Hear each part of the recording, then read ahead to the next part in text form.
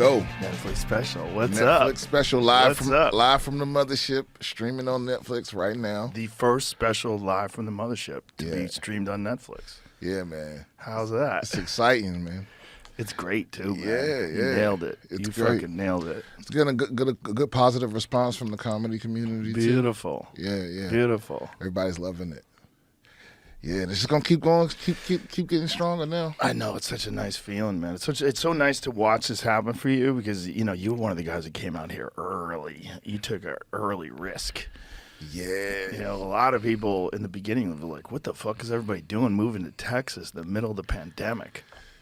Yeah, but honestly, it didn't feel like that big of a risk. Well, maybe at the time, I don't remember, man, but it felt like an easy decision when I made it. But it was a last minute thing. I literally, from the time I decided to move, I'm moving, to the time I moved, I think it was like a month. Yeah, it was quick for me too, man. Yeah. I mean, I came out here in May of 2020, and I started looking at houses immediately. And then, there was like, a little hesitation with Mrs. Rogan, and the girls were really into it right away because when we got out here, you could jump in the lake. People were partying. It was we went on a boat. My real estate agent's a genius. She took us out on the lake, and she showed us, this is the life out here. People are having fun. And everybody was terrified in L.A. Everybody was wearing masks outside. It was just, and here, no one had masks on outside. You go to restaurants, and my daughters just wanted a life, a real life. And that's back when they were fucking with the store. Yeah, bad. The city, it was so crazy for the store to be 2 blocks from, what's that country bar? What is it, Roadhouse? Saddle Ranch. Saddle Ranch. Yeah. It was 2 blocks from Saddle Ranch. And Saddle Ranch had, 100 people out there with little dividers between them and everything. And then the store, they tried to do the same thing, but they put comedy outside with dividers in front of everybody and everything. Mm-hmm. And the city was still no, Yeah. that's live performance. Shut it down. We couldn't do comedy through the fucking window. My friend's brother worked for the city and worked in the COVID department. And one of the women who was in charge of making the decision to close down outdoor dining, he said to her, "There's no evidence that outdoor dining causes a spread." And she said, "Yeah, but it's about optics. It's about optics." So some person who none of their money is dependent upon business being open, they get that same check every week. That's what you get. You work for the fucking state. This is my check. She didn't give a fuck about just stopping millions and millions of dollars in business and stopping all of these restaurants from being able to stay alive. All these people that you ever worked in a restaurant? Oh, yeah.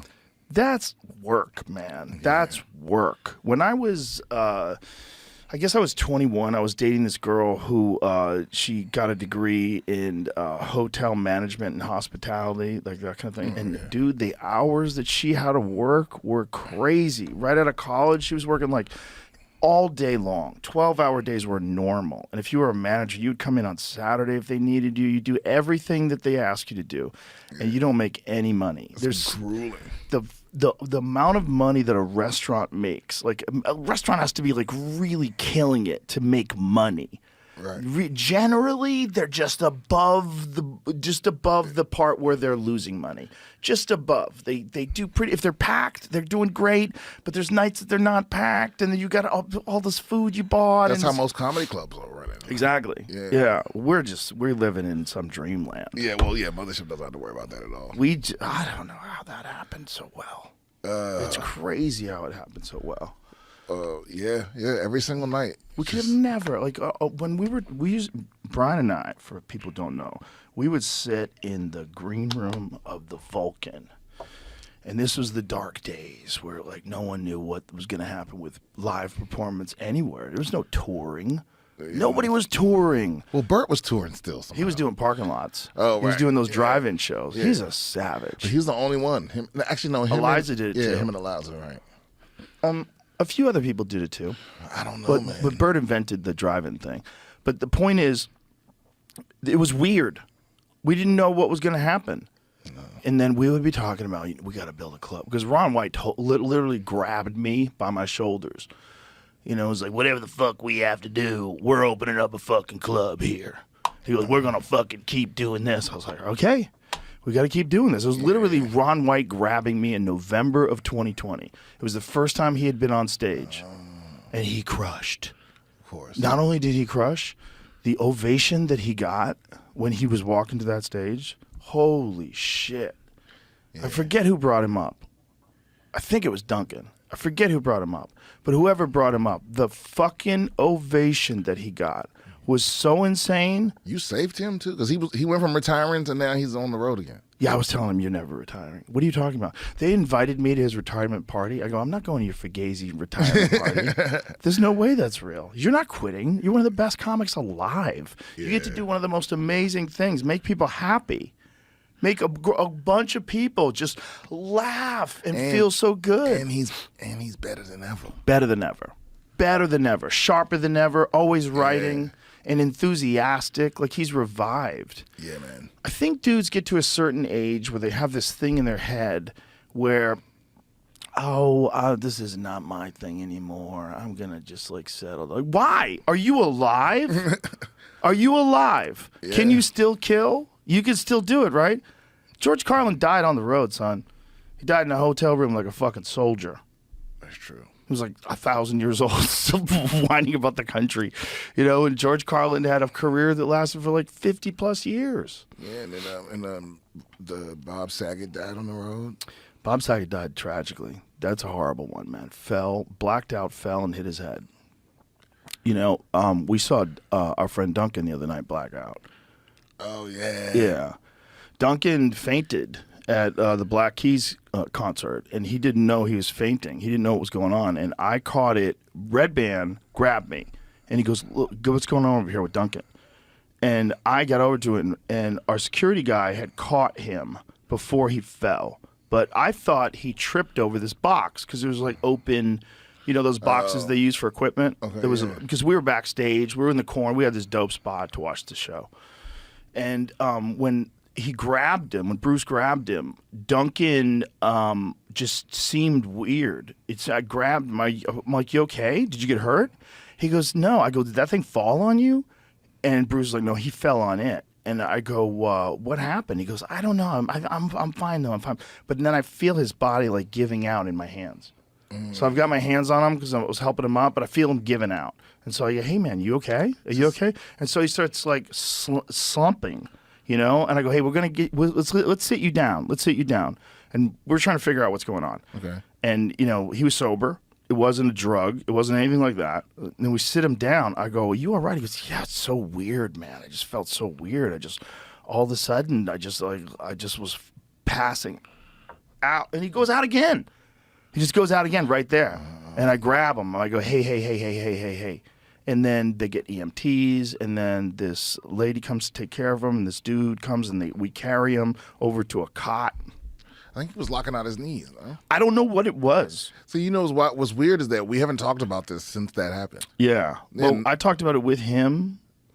Yeah, he doesn't. I don't know if he knows we're going to talk about it on the podcast. Oh, yeah, he probably doesn't want us to talk about it. You think so? I don't know. Should we not talk about it? I don't know. Let's put a placeholder in there. Yeah. Okay. How did I get to that point, though? We talking about drugs? No. We're talking about blacking out. Oh, Bob Saget. Oh, Bob Saget down. So Bob Saget just fainted, which fucking happens, man. I mean, there's a lot of people that want to blame it on the vaccine and blame it on this and that. Like, maybe, but also people faint, unfortunately. I've seen people faint stone cold sober. Tony Hinchcliffe fainted one night at the Comedy Store so bad he banged his head, and everybody was really worried about him. Just fainted. It happens. I fainted in boot camp. Oh, shit. Yeah, right after them telling us not to lock out our legs. I wasn't listening. And I locked out my leg. Woke up like, everybody's over you. It's like time travel. Why? You were explaining this to me, but it didn't make any sense to me, the locking out the legs thing. Yeah, for whatever, like if you're standing still for a long period of time and you fully extend your knees, it cuts off circulation or something. But yeah, I've seen people drop like flies. Like if you ever at a parade or something, you'll see people drop like that. It's just what a dumb feature in human beings. The medical name is orthostatic posture syncope, Happens at churches, graduations, weddings, or at events when standing a long time. More common if one keeps the knees locked. This pools the blood in the leg veins. A person who stands long enough in one place will faint. Holy shit. Yeah. I thought that was a myth. Nah, I seen it happen live. That's crazy. Multiple people. Bro, I would have argued with that to the end of time. I was like, no, I'm not fainting. If I lock my legs out, I'm not fainting. I am not fainting. Yeah, I think it varies. Some people don't. Like, I think if you have like really good circulation. I blacked out once, and it was so embarrassing. Was it from just standing? No, I was in a FA 18 going 6.5 Gs. Well, that's kind of a humble brag. Well, no, because I got through more Gs. I got through 7.5 Gs. We did 7.5, and I was on the verge of blacking out. And first of all, these pilots, they're not using gravity suits. And those Air Force and Navy pilots that fly those jets, those guys are jacked, dude. They have to be really fit because part of the thing is forcing blood into your brain. So while you're steering this fucking insane vehicle, dude, when you're in one of those things and you realize what they can do, and he took me for a ride. We went through the mountains. He's going, shh. I mean, we're only like 100, 200 feet off the ground. This fucking dude is expertly piloting this thing through trenches and shit. It was wild. It was terrifying. But then he was explaining to me, okay, they take you through this whole training course with the Blue Angels, and then he's explaining to me, okay, now when you hit the high Gs, you got to grab onto your straps, like where your legs are, and they grab onto their the joystick. But whatever you're grabbing onto, you grab onto, and you do a thing called hooking. So you go like this, and you're forcing blood into your head to stay conscious. And then the gravity, the G-force is pushing down on you, and your consciousness is like elevator doors. And you go like, hut.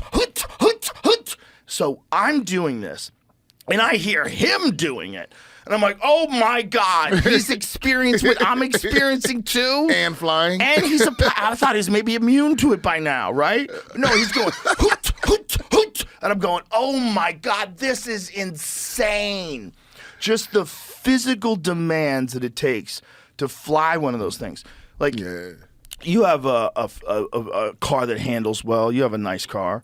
When you take turns in that car, you know how your body kind of goes sideways a little bit, and you got to correct a little if you're really going fast. I mean, they handle so flat, but you feel the G's. You feel the thing when you're turning. Imagine that times, I don't know what the volume is, but when this thing is going, what is it, 500 miles an hour, 200 feet off the ground? Is it pushing from everywhere? Bro, I don't know. It's just so immense.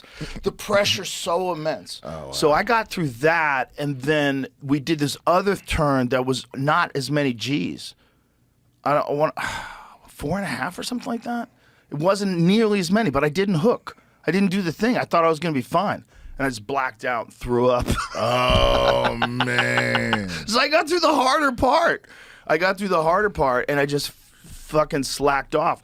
I think I was so blown away by the experience, so blown away by what it feels like when you're inside one of those things and what they're capable of doing. It's so mind-blowing. But it changes your idea of like what a thing can do. You know how, like, look, if you're in your car, like especially like your car's fast, it handles well.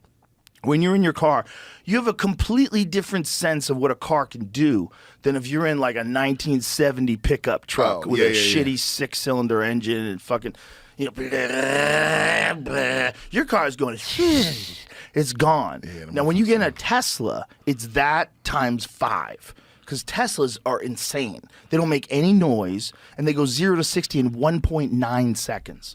So it's just like this. The car disappears. Now that times hundreds is what this jet's doing. It's so fucking fast. And did you tell them to put a little extra on it? No. I said, let's go, brother. Let's go. He was like, you ready to do this? I'm like, let's fucking do this. I was in. I was like, this is what these guys do. I want to experience it. Take me for the real ride. And it is a ride, dude. It changes your reference points. Imagine the fucking ego you have to be that kind of pilot. Well, they're all men. Yeah. These are men. men. These are like jacked men who are like real friendly and super polite, and they always drink their water and they always get their pull-ups in. These guys are men, and they have a full gym set up there. These guys are in shape constantly. You do not get out of shape if you're doing that. You cannot get out of shape. It's too hard. Bro, it's bananas how hard it is. You miss one hook, you dead. You're dead. And you're going to have to eject, and you're going to give up that you crashed a $1 billion jet or whatever the fuck those things cost. Didn't somebody crash recently? There's a couple crashes. There was one where a guy had to eject, like it lost power or something like that. So he ejects and it slams into the mountains of North Carolina. It was crazy. Yeah, it just ran out of gas and slammed in the mountains. But the guy parachuted down, I believe, in that one. But there was another one more recent, before that, rather, not as recent, where there was like this crazy fiery crash and like they were doing tests. And the guy lost control of the jet. Bro, you can lose control of one of those things. Warranty. Dude, I'm telling you, when you're in it, it's not what I thought. I thought you're like, you just fucking spirit. No, it's the physical force on your body. It's insane. Insane. There's no way I would do it for a living. That's why the UFO shit is so perplexing.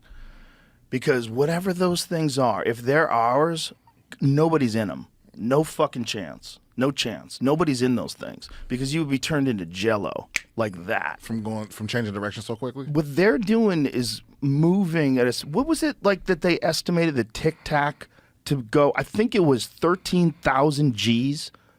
Something insane. Where it moves so fast because it supposedly went from above our atmosphere, which is like above 50,000 feet, down to like 50 feet in a second. And didn't crash. Not only didn't crash, stopped dead and hovered. They're like, what can do that? And what happens to the people that are in that? You're gone, bro. You're mist. You're pink mist. You're like those people in that submarine. You just splat. Bro, speaking of that shit, I just watched a YouTube video about another fucking incident. What's the name of it? Boeing? No, it wasn't Boeing. No, this was a long time ago. This was a mining rig where all the guys got sucked through a door. Oh, like a door was cracked, and actually only one guy died that way. But because that door got cracked, it killed everybody inside. Oh my god! You know that deep sea. Especially when it was new, that deep sea like mining shit, because those guys have to live. Oh my god! Sucked into an oil pipe. Oh my god! No, this isn't it, but still. Like Jesus Christ, sucked into an oil pipe. Yeah, some of these people, because they would. What the fuck was? Did you see that one where that sinkhole opened up in the bottom of a pool? Of a swimming pool? Yeah. No. The whole pool drained and people got sucked into the sinkhole and died. What the fuck? Yeah. Where did this happen? I don't know. It happened in Israel. Israel? Oh, man. Bro, sinkholes are crazy. I mean... Sinkholes are crazy. And they're everywhere. Some of them, the weird thing is, some of them, they look like someone cored the earth. Like they're circular. So look at this.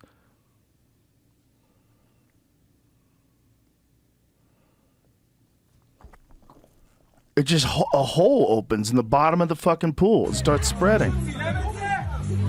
Oh, did people go in there? Yeah, people went in there, man.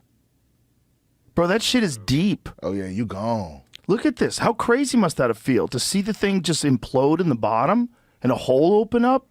Like a curse was put on the pool? And what is my man doing right here? No one knows what the fuck to do, man. Yeah, but that dude he's looking like he gonna reach in there and grab something. It's like, because he's trying to think where his family is. Oh, well, yeah. Bro, they people gone, got fallen. I mean, how deep is that fucking thing? If you get sucked into that with all that water, yeah, you gone. Oh my god, that's terrifying. And the thing is, there's no way that it's smooth and like you probably. Oh, you're dead on the way down. You're dead on the way down. You're dead your right when face you hit that bashed in. Look at those edges and shit. Yeah. Did you see that one where that hole opened up? Dude, that's my biggest fear. I don't want to die in where I can't move. What do you call it? With rocks crushing your head, drowning. Just any kind of closed space where they just take my space. Yeah. Well, I just claustrophobia. I just told the CIA how to torture me. They already know how to torture you, bro. I'm taking all the They secrets. just checked your Twitter and they ran through an algorithm. Right. They know how to torture you. What was that one, Jamie, where a hole opened up that was so big it was circular. It looked fake. We had to confirm that it was real, even though it looked like really bizarrely fake. It looks so fake. It looks like CGI. What is it? We're gonna pull it up. You all right? Find it. Yeah. Give me a second. I gotta Okay. figure out what it was. You know what it is, right? That's a terrifying way to go, though. The earth just gives out from under you. Yeah, and I would give up immediately. I went to Pompeii when I was in Italy, and that's a wild one, dude. So wait a minute, it's still there? Yeah, you can go there. I didn't know they let people walk through it. Oh yeah, you can walk through it. Yeah, it's like a museum. You could see where these people lived. They've uncovered most of it, and they uncover people, and they have the people on display, and the people are just like stone. They just got impregnated with ash, and all that's left is like their form. Yeah, but why go into that pose? Like right when you Because it just overcame them like a wave. Like you don't understand what a volcano eruption is like. Yeah, Ice Cube's the only reason I know what pyroclastic flow is. What is that? What a great lyric. I know, right? Ice Cube's got some great fucking lyrics. That's it. Look at that. That's a real sinkhole, bro. Wow. How insane is that? It looks like someone took an apple core to the earth. Like, look how smooth it is. It seems like the sort of thing they should be able to predict, though. No, they can't, though, man, because there's underwater currents and streams and rivers. We can't keep an accurate assessment of exactly what's going on under the surface and what kind of erosion is taking place and what kind of cavities are everywhere. Bro, that's like a gateway to hell. So apparently, and That's like a movie. I might be off about this, but apparently everything behaves like a liquid. Like all Hold on. It says it's created by humans. I gotta figure out a way to get past this. Okay. Sign up for it if you have to. Yeah, it was like everything behaves like a liquid, just on like solids just do it on a slower scale. Like all the little fundamental parts of it are moving like liquid does. You know how you know that? Earthquakes. You ever been in an earthquake? Oh yeah. It feels like the earth became like you were on a raft. That's another part of the reason why I left California. It was like everyone was living there acting like that shit wasn't on the way. You know what I mean? Like that shit's overdue, bruh, and it's gonna fuck shit up. It's gonna fuck shit up in an incomprehensible way. I got to LA in '94, and it was right after the earthquake, and I got to see giant sections of the highway that had collapsed on top of cars. You could see it. It was all the highways were collapsed right in front of you. You could see where they collapsed, and I was like, I am never going that way. Whatever needs to be done that way, I'm going all the way the fuck around. I am not going to be on the bottom of that thing. No I don't way. even want to be on the top and ride it out. I think you'll die that way too. But the people on the bottom are dead as fuck. They're They're definitely gone. diggity dead as fuck. That's a terrible way to die. Or to be in some building that collapses on top. Some of the bridges would fall off and people would just drop. You'd see the cars just drop. Bro, that's what happened in Baltimore. Bro, oh yeah. Yeah, fuck happened. that. Fuck being on that. Fuck that. In a place where there's earthquakes. Fuck Yeah. that. And how about, bro, that's Taiwan, right? Mm-hmm. Taiwan just had a big ass earthquake, 7.5. When did that happen? Just now. Just like a couple of days ago. Wow. Look at that. Look at that building, man. I mean, the fact that it's even still up is kind of crazy. And bro, what kind of building codes they got in Taiwan? Wow. Damn, all these buildings fucking stood the... Yeah, a lot of buildings stood, but a lot of buildings didn't. See, the whole thing with buildings, like if you make a building in California, you have earthquake regulations. You have to make your building sturdy in a way that's supposed to be able to tolerate at least a little bit of an earthquake. Yeah, but who's to say? I mean, but how did they know you didn't until everybody did? I had a problem with a house I had once, and the contractors had cut corners all over the place. We didn't realize it until we moved in. And then it became a real problem, real pain in the ass. You know, it's like, who the fuck? How can? Like, is somebody on the take? Like, how does somebody not catch all this stuff? Man. But it's just they don't. They just don't have the time. The regulators don't have the time. There's not enough money to go and check everybody. And that's why when people say you don't need regulation with construction, I'm like, listen, bitch, you need that shit. Those dudes are shady. Yeah, if you don't, Yeah. It's a countdown to a building falling apart. I should be real clear. I know some great guys that are contractors. I know some awesome people that build houses and build buildings, and they're great people, and they're super ethical. But I've also met so many shady ones. I don't know any good ones. They're all I'm kidding. No. I think it's like 3 out of 10 are shady. That's what I think. At least somewhat shady. And it's just it's a hard world to navigate if you don't know somebody. You know, if you know a guy and he can tell you, hey, I got a fucking great contractor. He's an awesome guy. You'll love him. And you're like, whoa, okay, now I'm in business with someone I really like to see. I like that. Yeah, I mean, well, it's a business where the only way for you to make more money is to fuck over your customer. To make more money than you're supposed to. Right, like after you've already agreed on the money, yeah, the only other way for you to make more money, like you're not getting tipped at the end. I know. It's almost like there's a fine line between someone who charges too much, but they do an amazing job. I'd rather deal with that person. I'd rather deal with that person as well. Yeah. Yeah. I want them to be compensated for their work, and I want them to feel proud of what they do. You know, I have a friend who's a carpenter, and you know, he'll talk about buildings. He'll show me pictures of shit. It's like, this is a beautiful house that this guy created, and it's like, for him, it's like a bit that killed. Right. Yeah, it's like a bit. It's like, look at this house we made for this guy, and he's showing me the pictures. I'm like, man, that's incredible. You know the problem too is especially when you talk about hiring people to build a house for you, they know how much money you're working with. So they know they can squeeze you here, squeeze you there, you know? Yeah, they definitely, in some cases they do. They know what they can get away with and what they can't. Oh yeah, well it's the rich. When people think you rich, they always charge extra, and some people do, but some people don't. And the people that don't, you really appreciate. Some people give you free stuff. Yeah, but there are definitely people that try to take advantage of you, and it's kind of gross. It's like, come on, man. Yeah, but I think people don't know better. They've got to know better. That's a weird, if you're charging someone more because you think the person's more successful, you're doing this weird thing like they owe you more. Like, they don't care. Like, this is like, come on, we're just supposed to be people. Like, do you have a charge for your goods and services? Oh yeah, that's like, you know, that's like people that think you owe them your privacy. Well, they'll run up to your family at Disneyland. Right, like, right. Hey man, I don't mean to interrupt, but you're interrupting. Yeah. I'm with my kids. I get how people this is their one chance to say hi. That's what it is. That's what it is. Like, Brian Simpson, oh shit. Is there one chance? And I get it. It's just like, sometimes you can't do it. But it's like when you see, it's almost like when you see Indiana Jones sitting there with the bag trying to swap it out real quick. Yeah. Like, you can just leave it there. Yeah. Indiana. Get the fuck out of there. Yeah, but I get You're it. a professor. It's a lot of pressure of like, but this is my last chance to fucking fuck those rules. Yeah, I get that. But, you know, it's a price that you pay. Price of fame? Yeah, this weird life. It's a price you pay. What a great life, though. Well, listen, we are the luckiest people alive. We get to do what we love to do, and it's fun, and we get to hang out with each other. I laugh so much in the mothership green room. It really is like, it's the place I laugh the most. Me too. Yeah. Yeah, it's crazy, especially after sets. You know, yeah. Before sets, between shows, between the early show and the late show is the best time. Yeah, because we're primed.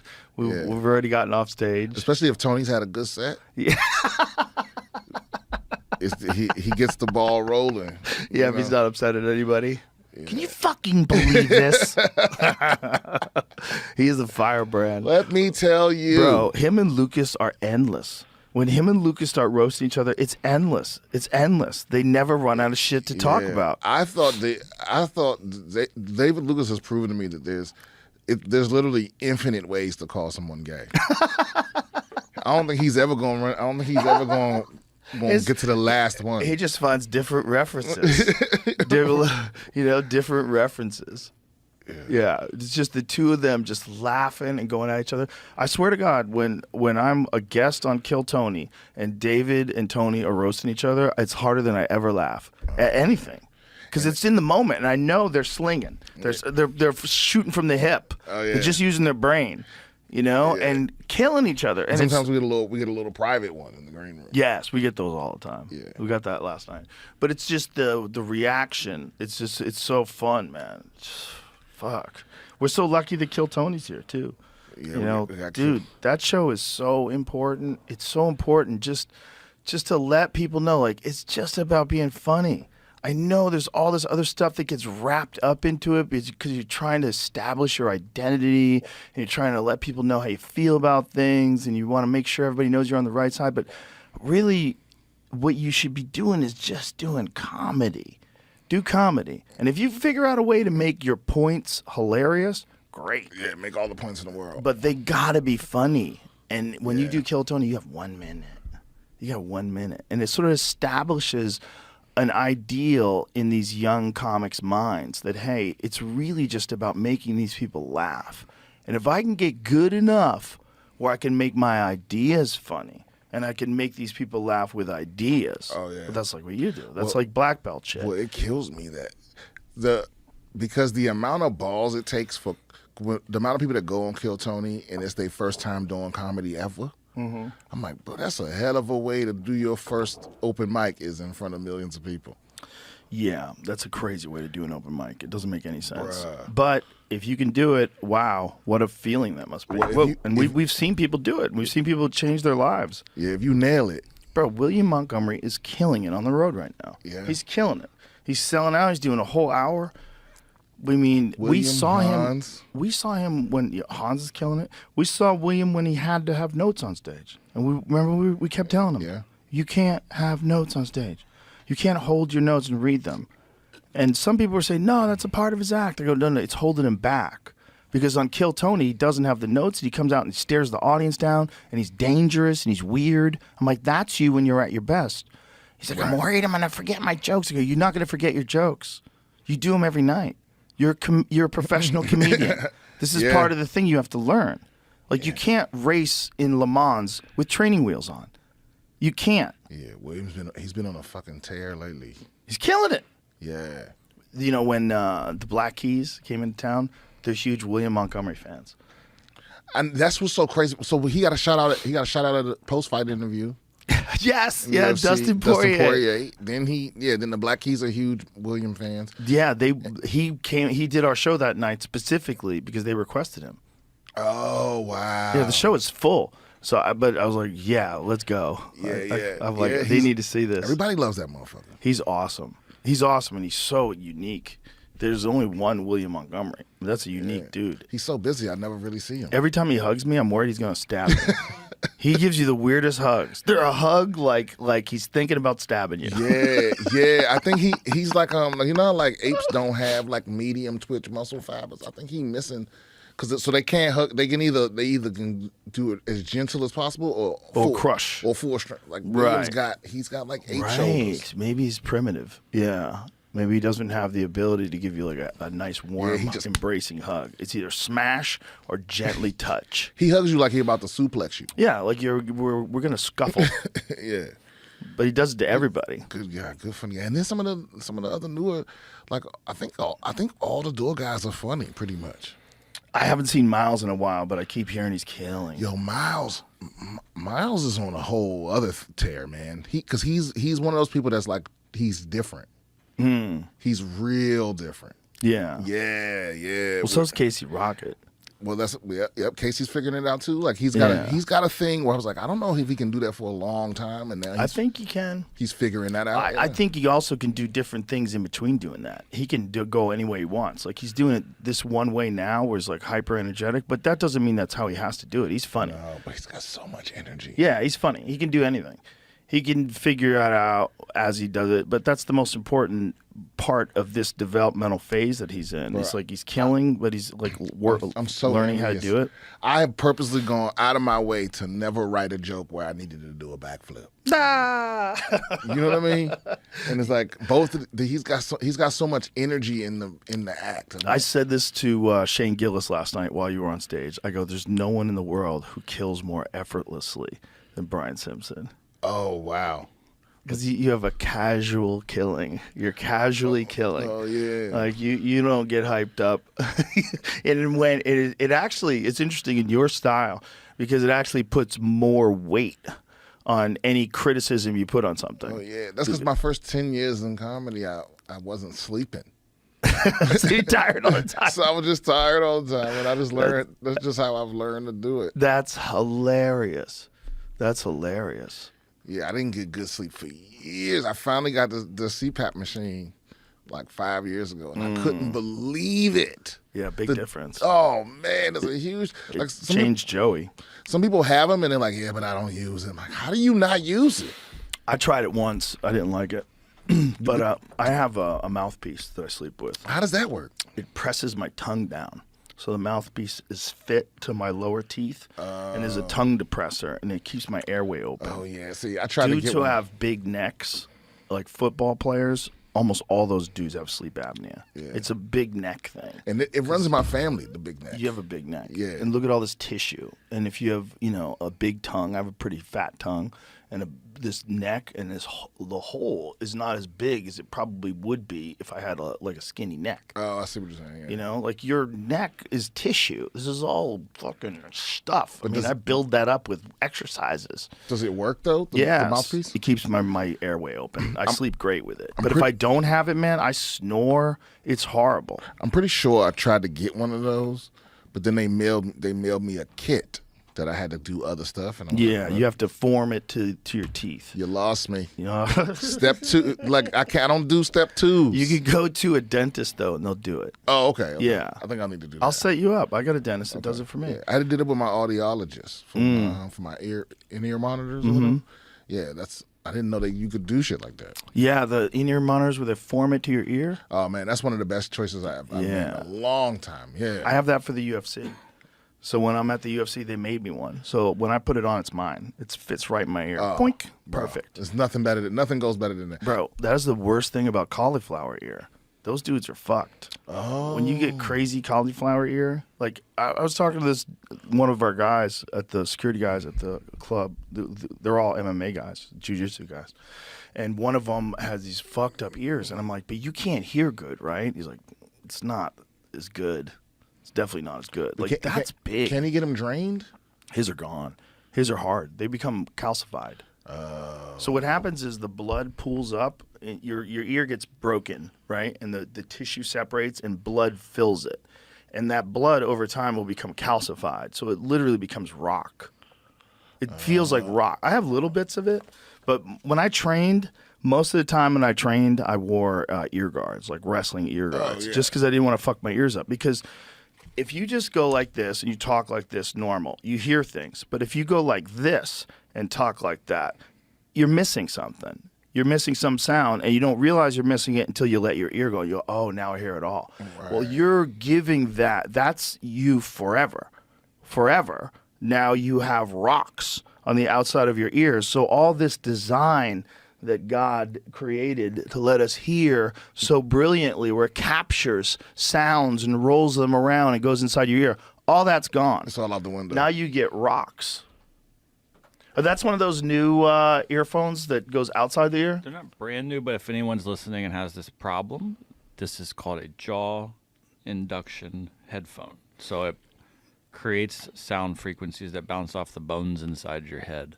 And so it works even if you have fucked up ears? Yeah, because it's not going through the ear. And is that for any sound, or is that for like listening to music and shit? It's good for listening to music, but like technically it will emit sound. So like if you're next to this person, you'll be able to hear it too, but not perfectly. But it's made for the person that's wearing it.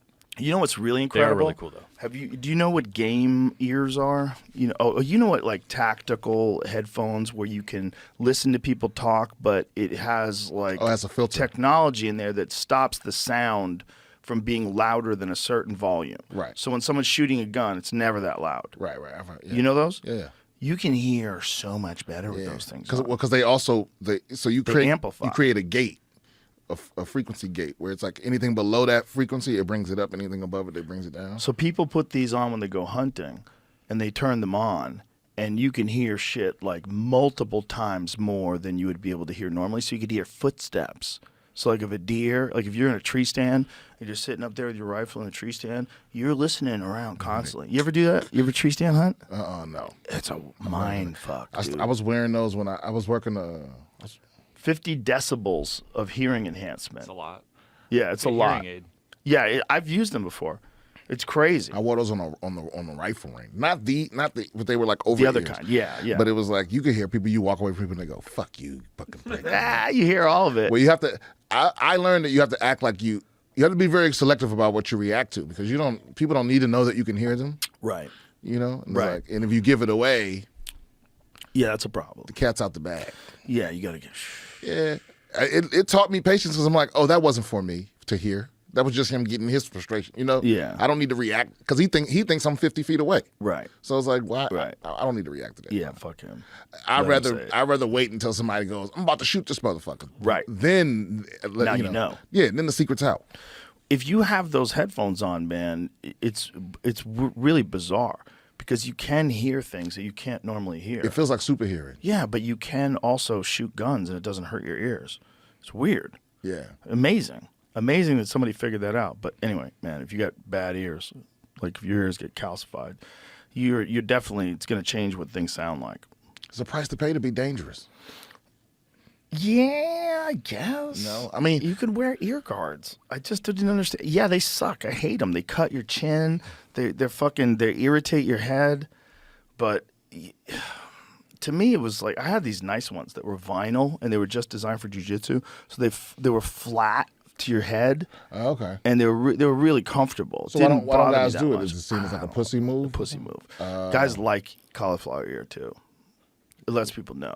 You know. Like if I was saying, I'd look tougher if I had cauliflower ears. Yeah, but I don't know if that's worth it. It's not worth it. It wasn't worth it to me. No. But I'm also not a professional. You know what I'm saying? Like if you're a professional and your ear gets fucked up, you're back in training the next day. There's no, I got to get this drained and take 6 months off and let it heal. Shut the fuck up. Right. Shut the fuck up and get back in there, dude. You're a professional fighter. I'm just a comedian. So for me, it's like I got to mitigate what gets fucked up. Right. You know? But people love those things, though. It's like a badge of courage. They walk around with a cauliflower ear and they're like, everybody knows I know how to fuck people up. Damn. So then you know what that means. It's definitely people getting the fake cauliflower. They're getting ear injections so they can look. Well, all you'd have to do is damage your ear. You could do it pretty easily, especially with some people. It's real different. You know, some people don't get cauliflower ear. They're like, crazy. hey, they don't even train with ear guards. Don't mess with me. And some people they'll break their ears. And they'll do things to their ears on purpose. So they can purposely get it? Mm-hmm. Yeah, they'll take a jiu-jitsu belt and they just fucking smash their ear. And they're trying to give themselves cauliflower ear. People have definitely done that. Oh, that's crazy. Yeah. I've also met guys who are white belts who just started who got cauliflower ear and they never did anything about it. And they got this big lump on their ear. I know, and they're terrible. And then there's people that do it for decades and don't get anything. Yeah, but it's rare. It's pretty rare. Or you're just like really elite at defense. There's some guys that are so good at defense, you just never really catch their head. But usually you would think that you would catch their head early on in their career before they figured out how to be really good defensively and technically. But there's certain guys, like good luck getting a hold of Marcelo Garcia's neck, unless you're a lot bigger than him, like Robert Drysdale or someone like that who tapped him. That guy was a wizard. Like when you're that fast. You ever seen Marcelo Garcia? Mm-mm. Okay, I want to show you this one time where I saw him live in Brazil in 2003, where Eddie was competing for. It was at the Abu Dhabi World Championships, and this is the year that Marcelo Garcia burst onto the scene. Like people didn't know who he was. Is this the same year where Eddie? Yes, won? He triangled Hoyler. Okay. Yeah. So get Marcelo Garcia versus. What's that? I have him You have it? with Eddie, but it's not Okay, one. no. That's just him. They're just training.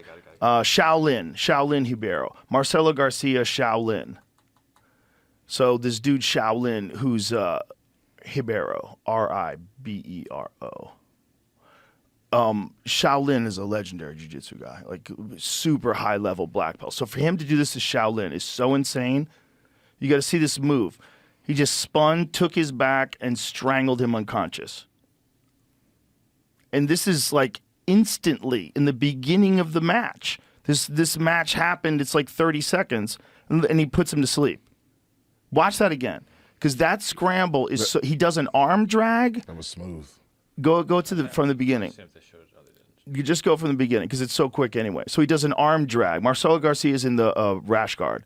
He does an arm drag on his right arm. Look at this. Watch how he turns, keeps going, turns, keeps rolling, gets the back, gets the hooks in. Super strong legs. Now he's got the hook in, and now he's securing the neck, and he's going to hang on, and he's going to just fucking crush him to sleep. And he's asleep right there. Dude, that is so insane. Yeah. That is so insane. That is one of the most legendary finishing sequences in all of jiu-jitsu history, because that was like the moment Marcelo Garcia, who's like one of the greatest of all time, burst onto the scene. And he just locked in. Yeah, so that guy, even he has cauliflower ear. Oh. As good as he is. Yeah, you can't, it seems like unavoidable. Yeah, some guys don't get it. It's weird. And some guys are just real big guys. Some real big guys never get caught, you know? Real strong guys. Yeah. Well, that's why, like, every time whenever I see somebody with cauliflower ears, like, I know two things. I know, one, they can probably fight, almost definitely, and two, they have some kind of old nagging injury that they hoping I don't discover. You know what I mean? Like, all the most dangerous dudes are like, if anyone hits me in my fucking left knee, right? Yeah, they will fold me the fuck up. So I'm that's why I'm scared. That's why I don't fuck with those people. Like, old dude, don't fuck with them, because they gonna fight. They gonna give you everything they got, because they don't want the fight to go so long that you find that injury. Yeah. Also, like, don't just be fucking with people thinking it's a fair fight. People stab people, they shoot people. Just don't do it. Just don't do it, man. If you want to prove yourself, go to a gym. Right. Go to a gym, learn how to fight, and then you will lose all of your desire to do that in a bar. Especially after 30. I don't give a fuck if you're 20. Don't do it.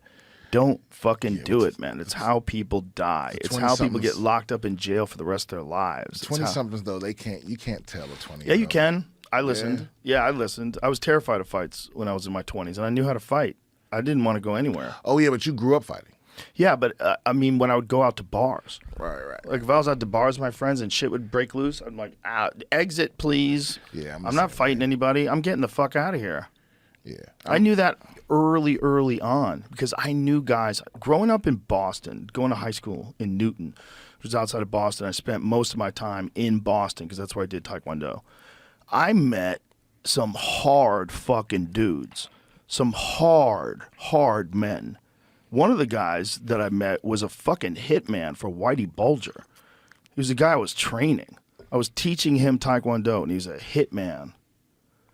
Like, well known that he was in the Irish mob, well known, and he was taking Taekwondo classes. I was around people that, like, so in my mind, any man that you just have some confrontation with on the street, even if you beat his ass, that's not the end of it. He's going to come find you. This idea that you could just do something to someone and there's no consequences ever, it could be a year from now, 2 years from now, 5 years from now. You're going to be looking over the shoulder for the rest of your life? What are you, fucking stupid? Just get away. Yeah. Don't fight with people. Don't argue with people. Yeah, smoke. Don't piss people off. We'd all be better off if people didn't have this desire to control themselves, and that's what you get rid of when you go to the gym. When you learn jiu-jitsu, when you learn a martial art, and you don't have this desire to test yourself all the time, because you're constantly being tested. Yeah. When you go out, you just want to have fun and chill. Yeah, most of the fighters I've met, I've met a lot of fighters since I've lived here now. Most of them are pretty chill. Like, super chill. Like you said, like almost, a lot. I think all the security people at Mothership are all jiu-jitsu guys, and and you wouldn't even know. Like I know one of the guys was like some kind of champion, and it was like, and you would never know it. They're so humble, and respectful. Well, it's because they get challenged all the time. They don't want to do it like in real life. Yeah, and it's like the real challenge is challenged against skilled people. When you're doing that all the time, when you're rolling with black belts and you're fighting off triangles and triangle turns into an arm bar and you're like barely escaping and then you get side control, you're battling all day long. You're battling in your head after the class. You're going, oh, how did he catch me? How did I do that? Why did I do that? My left foot. Fuck. And you're trying to figure out what you did wrong and what you did right. You don't want to get in a fight in a bar. You want to go have fun. If you would go to a bar with a bunch of jiu-jitsu people, they're all laughing. They want to have a good time. They say thank you. The waitress comes over. They're polite. They're nice people. They get it all out, man. You got to get it all out. And if you want to get it all out at a bar, man, you're going to get killed. There's a confidence that comes from knowing exactly where you stand. Where it's like, oh, I know that dude can beat my ass. Like, I know for sure. Yeah. Because he's done it every day for the last Right. 6, you know what I mean? Yeah. And just knowing where you don't go out with this insecurity about you. Right. I think. Most of them. Most of them, yeah. I mean, there's wild dudes that get involved in cage fighting, but overall, I feel they are exceptional human beings. And I know that sounds crazy for someone who thinks it's barbaric, but you have to understand that the character development involved in becoming a guy like a Dustin Poirier. You want to be that good? The fucking fire you have to go through to be at a world-class level for as long as that guy's been doing it, and be that good right now, you know what, man? That's an exceptional human being. Exceptional. There's not a lot of those out there. And when you meet those guys, you're out with those guys, they're the fucking nicest guys. They're cool, they're calm, they have their shit together. Even Sean Strickland, who everybody thinks is crazy and he says a bunch of wild shit, Sean is a great guy. He's a nice guy. He's a real smart dude who had a fucked up childhood, and he's an excellent professional fighter, and he's a nice guy. If you're nice to him, he's a nice guy. He's fun. He's fun. But, you know, in the street, if you find that guy and you talk shit to him for no reason, he's going to put you in the hospital. He's going to put you in the hospital, and it's not. You can't do a goddamn thing about it. You don't even have a chance. You have nothing. You have zero chance. This idea, oh, fucking, these guys can't fight. I don't know how to fight. Shut your mouth. You have no idea what you're talking You about. definitely shouldn't be out talking shit to people for no reason. They do. They always did it. They used to do it to Chuck Liddell. People would talk shit to They him. used to do it to Mike Tyson. Mike Tyson, people would talk shit to. There's certain people that are just crazy, man. Well, speaking of Mike Tyson, these people that think that he don't stand a chance against Jake Paul, they're like, this shouldn't even, like, because he's too old. I was like, I think you're crazy. Well, they're definitely uninformed. Yeah. Because here's the thing: he is 57 years old. He will be 58 when they fight. He has had a long fighting career.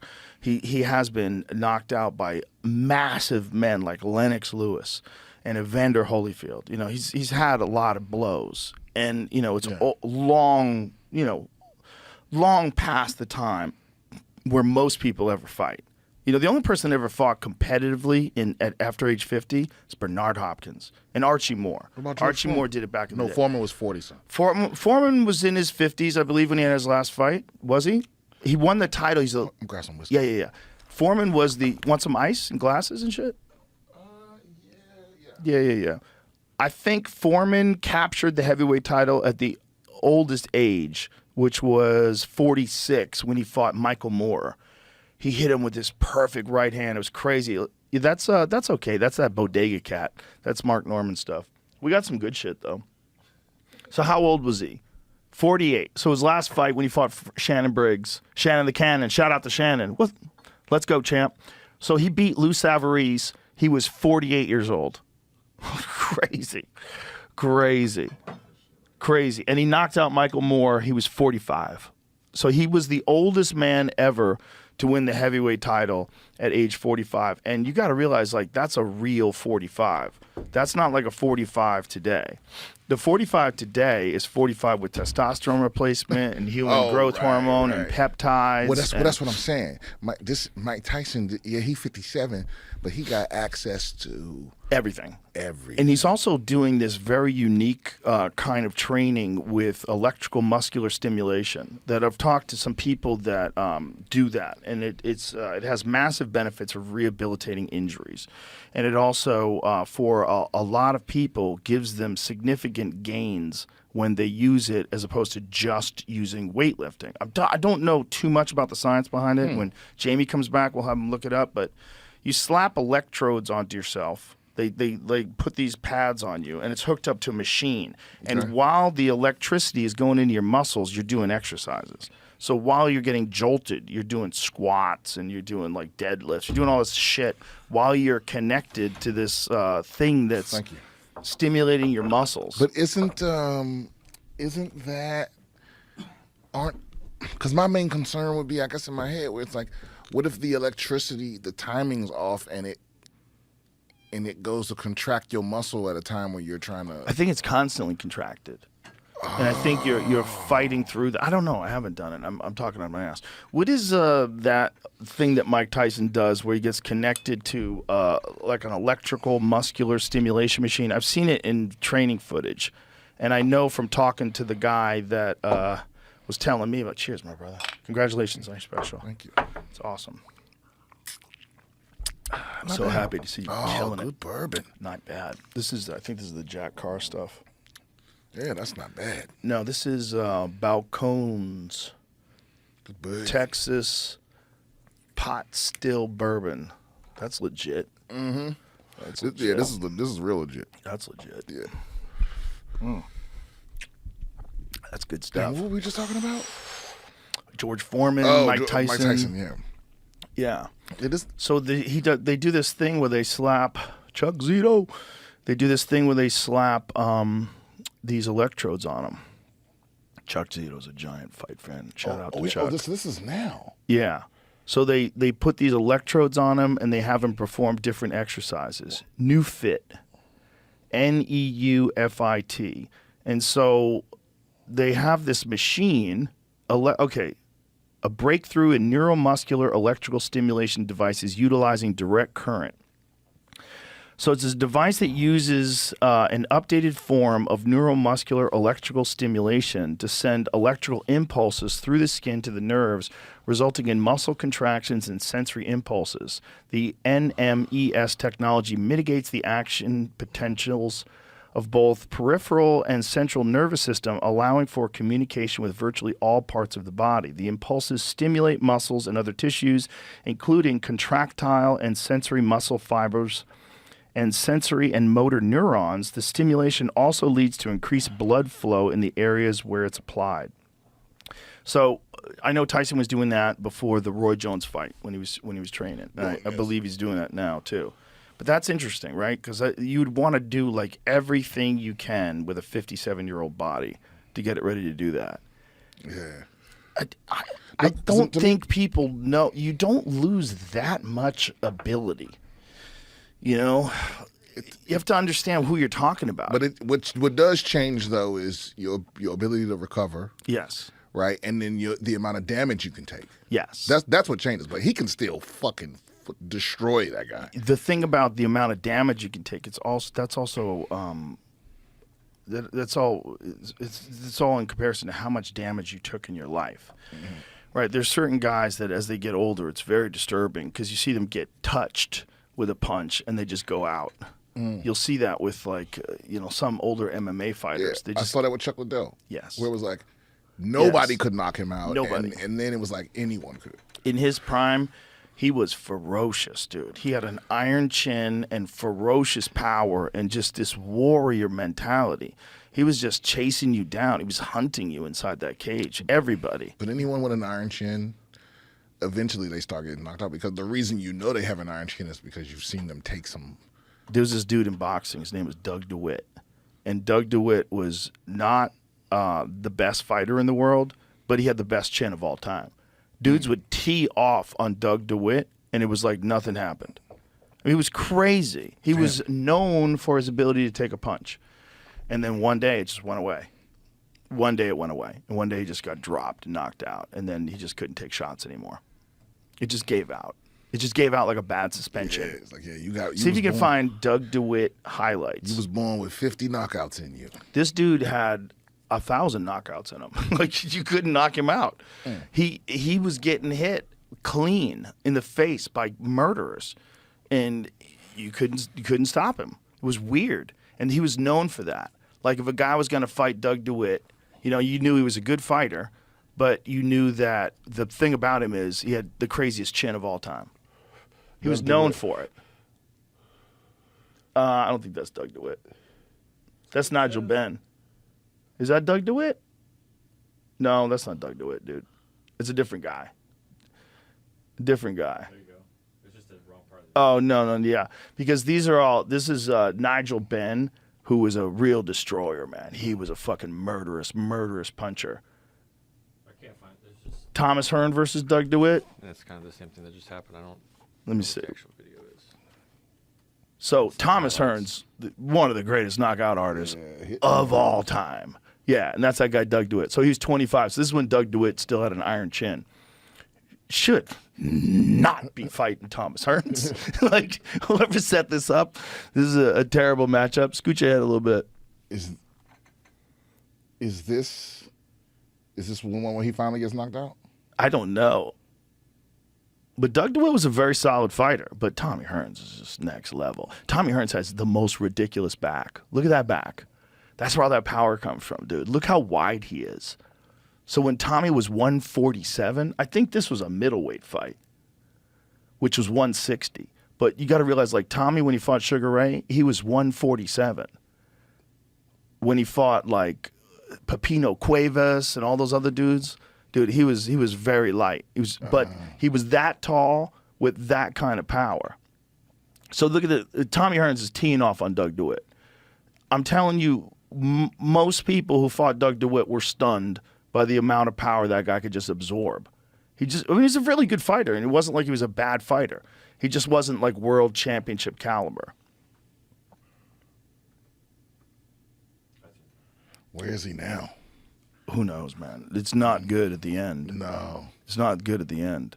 I was reading about this boxer from the 80s who was living in L.A., and, you know, they would have to almost like put string on him to make sure he didn't travel too far away from the house. Like, he would get lost on his block. He didn't know what was going on.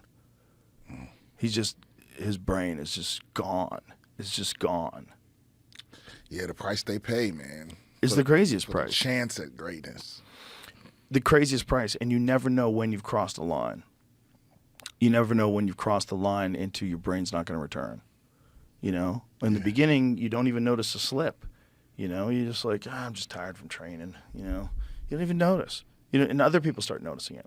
And maybe when you have a drink in you, you can't really form sentences that well. You know? Like one drink, and all of a sudden you're slurring your words. And everybody's like, what's going on with Mike? He just had a couple. No, he had one fucking drink. Like, he's slurring his words. Like, something's going on. That's like one of the first things you see. And then it keeps going. The damage doesn't get better over time. It gets worse. And they say that a lot of the brain damage doesn't even, like, show itself till, like, years after the actual impact of whatever the fuck happened. Yeah. Dudes start doing wild shit. They start gambling, start doing coke, start going crazy. But then some people are just fine, right? Some people are fine. Yeah, it's weird.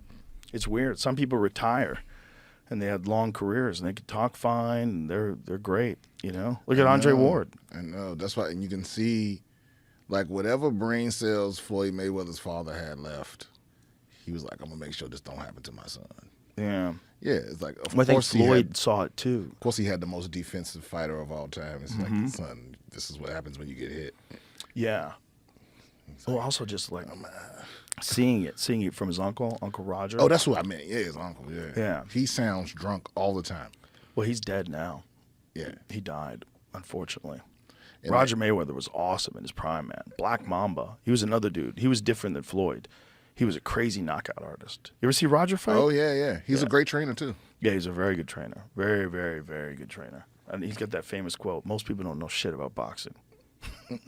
It's true. He's right. He's 100% right. I don't. I know, like, I barely do. the science, but I know that I know enough about boxing where I feel like when I'm watching a good boxing match, what I'm enjoying is not what the average person. Right. Most people just want to see two big dudes in the middle of the ring just throw punches. Right. You know, they don't care about the strategy of it. Right. But I like to watch, the breakdowns and people. I do too. The footwork and why his feet are right there. And This one dude made a really good breakdown of how Anthony Joshua caught Francis Ngannou. It's really good. yeah, It's really good because he talks about how Joshua was setting up these reactions by jabbing to the body. And how he's jabbing to the body, and how Francis would dip his left arm and, like, throw a hook. And then he was, like, trying to block the shot to the body and dip his arm and throw a hook. So he timed it right where he feinted the jab to the body. Francis reacted, and he hit him with a perfect right hand. And you see in the breakdown how he set it up. And, like, that is boxing. That's real boxing. That's not just a big guy who can punch. But Right. that's, like, super sophisticated chess playing in the middle of this high consequence scenario with a giant knockout striker. And people are, and some people are like levels above that. Mm-hmm. You know. Well, that's Usyk. Usyk is level above Anthony Joshua because he boxed the shit out of Joshua 2 fights in a row and had him in trouble. Like in the first fight in particular, had him in trouble, man. He had Joshua reeling, and he was all over him. And Usyk is really a cruiserweight. He's not even that big. He's small for a heavyweight.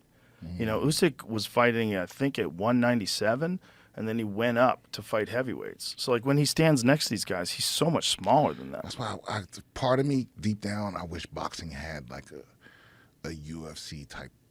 Right. Like, I wish someone could make the top guys fight each other. Well, they can't even do that in MMA. You know, look, Francis is now at the PFL, and you've got, you know, other people over at Bellator, and I guess Bellator and the PFL are one thing now. Yeah, but you have to be huge to not do it in the UFC. You know. Yeah, it's real tough to be famous. The problem is, if you're outside of the UFC, you could be not famous and make more money. That is true. Like, this is a factor. You have to think about guys that, you know, kind of didn't do as well as the top guys in the UFC, but they're still elite MMA fighters. They can go over to the PFL and win that tournament and make $1 million. Yeah. You know? Yeah. And then man, over there, the Middle East, man, they throwing money at all manner of entertainers and shit over here. Yeah. That one dude from Montreal, Olivier Aubin-Mercier, I think he won it twice. I think he won the PFL tournament twice. He definitely won it once. So he made $1 million. Is this tournament? Is that what I just saw? Mighty Mouse in like a no weight? No, Mighty Mouse in a no weight was just a jiu-jitsu match. That was just jiu-jitsu. Okay. Mighty Mouse is wild. He just enters jiu-jitsu opens as a 155-pound man, fought a 250-pound dude and strangled him. Yeah, and it looked like it too. It's incredible. The size difference is incredible. But he competes for one. And one championship is this giant organization in Asia. And they have not just MMA fights, but they have kickboxing fights and grappling fights. Like Gary Tonin has competed over there in grappling. Yeah. The Ruotolo brothers are the champions over there. Mikey Musumeci, he competes over there in grappling. They have a great app too, by the way. Yeah, so there's that. So there's places you can go. But to be famous in America is the UFC. Everything else is just, unfortunately, it pales in comparison. The UFC is like Q-tips, the NFL. You know, NBA is where you go to see professional basketball. If someone else wants to start a new basketball league, good fucking luck. Yeah, good luck. UFC is it's singular. It's singular. It's just the most prominent business that's run the best. It's got the best machine behind it. It's got the most history behind it. They literally invented the sport in 1993 in America. Not invented the sport but they did put it in a cage and put rules to it. Actually, I think they had cages in Brazil back then already. Yeah, but also, I'm not sure if they might have had cages in Brazil by then. But a lot of the fights in Brazil in the early days, they'd actually fight in a ring with a net. But what they did was they packaged it in a way that made it a major sport. Yes, 100%. Instead of just like a blood sport where people like something that was done in back alleys. 100%. Right? They made it so like you could put it on TV. And that was the most brilliant move. I mean, they had to bring in the regulators and shit to kind of make that happen, but that's what made it what it is. Well, they also had to spend a fuckload of money. Yeah, I heard Dana saying the other day that like they didn't make any money. Like you did the first ones for free? Yeah, I did the first 12 or 13 shows I did for free. Well, Dana became my friend. And I knew they were hemorrhaging money. And I said, I don't need any money. I go, just fly us out here. Fly us out here and, get my friends tickets. So it was like me and Eddie Bravo would just fly out to the fight. Because we were flying out to the fights before I worked there. He reached out to me because he knew I used to work for the UFC back in the day. Because I started working for the UFC in 97. And I was the post-fight commentator. It was before Zuffa. Before Zuffa. Oh, okay, yeah. So it was Zuffa. But it was, no, it wasn't Zuffa. It was SEG, I'm sorry. It's still Zuffa, even though Zuffa sold to WEM. so we were in these like small little places in the middle of nowhere, and I did in the early days. I saw Vitor's debut. I saw Randy Couture's debut, Dan Henderson's debut. I mean, I was there for like Chuck Liddell's debut. I was there for all these early fights. I saw Carlos Newton fight. I saw all these like elite Alan Joban. I mean, of course, Alan Joban. He was actually at Eddie's gym. But I saw all these like great fighters fight. That he wasn't. Alan was like later. I was thinking of fuck, who was I thinking of? Alan Goez. That's right. Alan Goez was a jiu-jitsu wizard who I got to see fight in the early days of the UFC. Most people don't even remember these guys. No, I don't like remember top-level guys back in the day. And to me, it was like I was a kid in a candy store. But I was losing money doing it. You know, like I could be at a comedy club on the road, and I was still on news radio. I was busy. You know, and I did it for a while, but it was too much. It was costing me money, and it was the experience I had. I was like, this is fun. But they were doing one in Japan, and when they went to do the one in Japan, I'm like, I'm out. I'm not going to Japan for like $1,000 or whatever I got paid. Like, I'm not going to Japan. Right. So I quit, and I stay a fan. And then Dana contacts me in like 2001 and says, hey, we're going to have the UFC in Vegas. We got tickets for you if you want to come. I'm like, holy shit, yeah, I'm going to go. So me and Eddie, we flew out to Vegas to watch the UFC. And so I did that for like the first one or two, and then they had one on Fox. And he said, would you do me a favor? And I said, what? He said, will you do commentary for the one on Fox? Because it was on Fox Sports Net. Okay. It was like the best damn sports show period. Do you remember that show? Yeah, I remember that. They had like a UFC event. So I did that. It was UFC 37 and a half. 37 and a half. Yeah, that's what it was called, UFC 37 and a half. So I did that, and that was the beginning. And he goes, dude, please keep doing that. And I was like, okay. What's that? What's in that? Is that this? Is that the good stuff? No. You want some? This is those Ron White cigars. It's a little baby cigar. Here you go, sir. Gracias. My man. No. But so that was, that was 2002 or something like that. So when did you hit the point where he was like, all right, I want you to do it permanently? Yeah, I had to sign a contract. I was like, but how many UFCs were you in before you were like, I think I'm going to just do this? Well, I mean, it was like I said, it was like 13 in, and I never asked for any money. And I was like, it's all right, man. I'm having a good time. I'm happy that you guys like what I do. I'm excited, and I'm happy to be able to promote the sport. That's it. June 22nd, 2002. Whoever that is beside you, that dude looks out of his depth. You know what I mean? Look. So that dude, that's Jeff Osborne. He was awesome. He also did Hook and Shoot, who's one of the earlier MMA promotions that like Eve Edwards came out of there, Josh Neer came out of there. Like some real killers came out of those promotions. Like a Midwest fight. There was a bunch of those like early on promotions. These like small level promotions that a lot of guys came up in. Dude, I can't imagine being like, even in like the Chuck Liddell era, like before that, before the UFC, what were fighters making? Nothing. Nothing. Well, Chuck Liddell, when he had his first fights, he was fighting bare knuckle in Brazil. He fought Pele. Pele is this legendary member of Shoot the Box. I know I've talked to you about Shoot the Box before. That's Anderson Silva. That's where Shogun came out of. Right. I mean, that's Rafael Cordeiro, the guy who holds mitts for Mike Tyson. He's from Shoot the Box. And now he runs King's MMA. But this is we're like, this is probably like, what year is this? This has to be like 95? It's 98. 98, okay.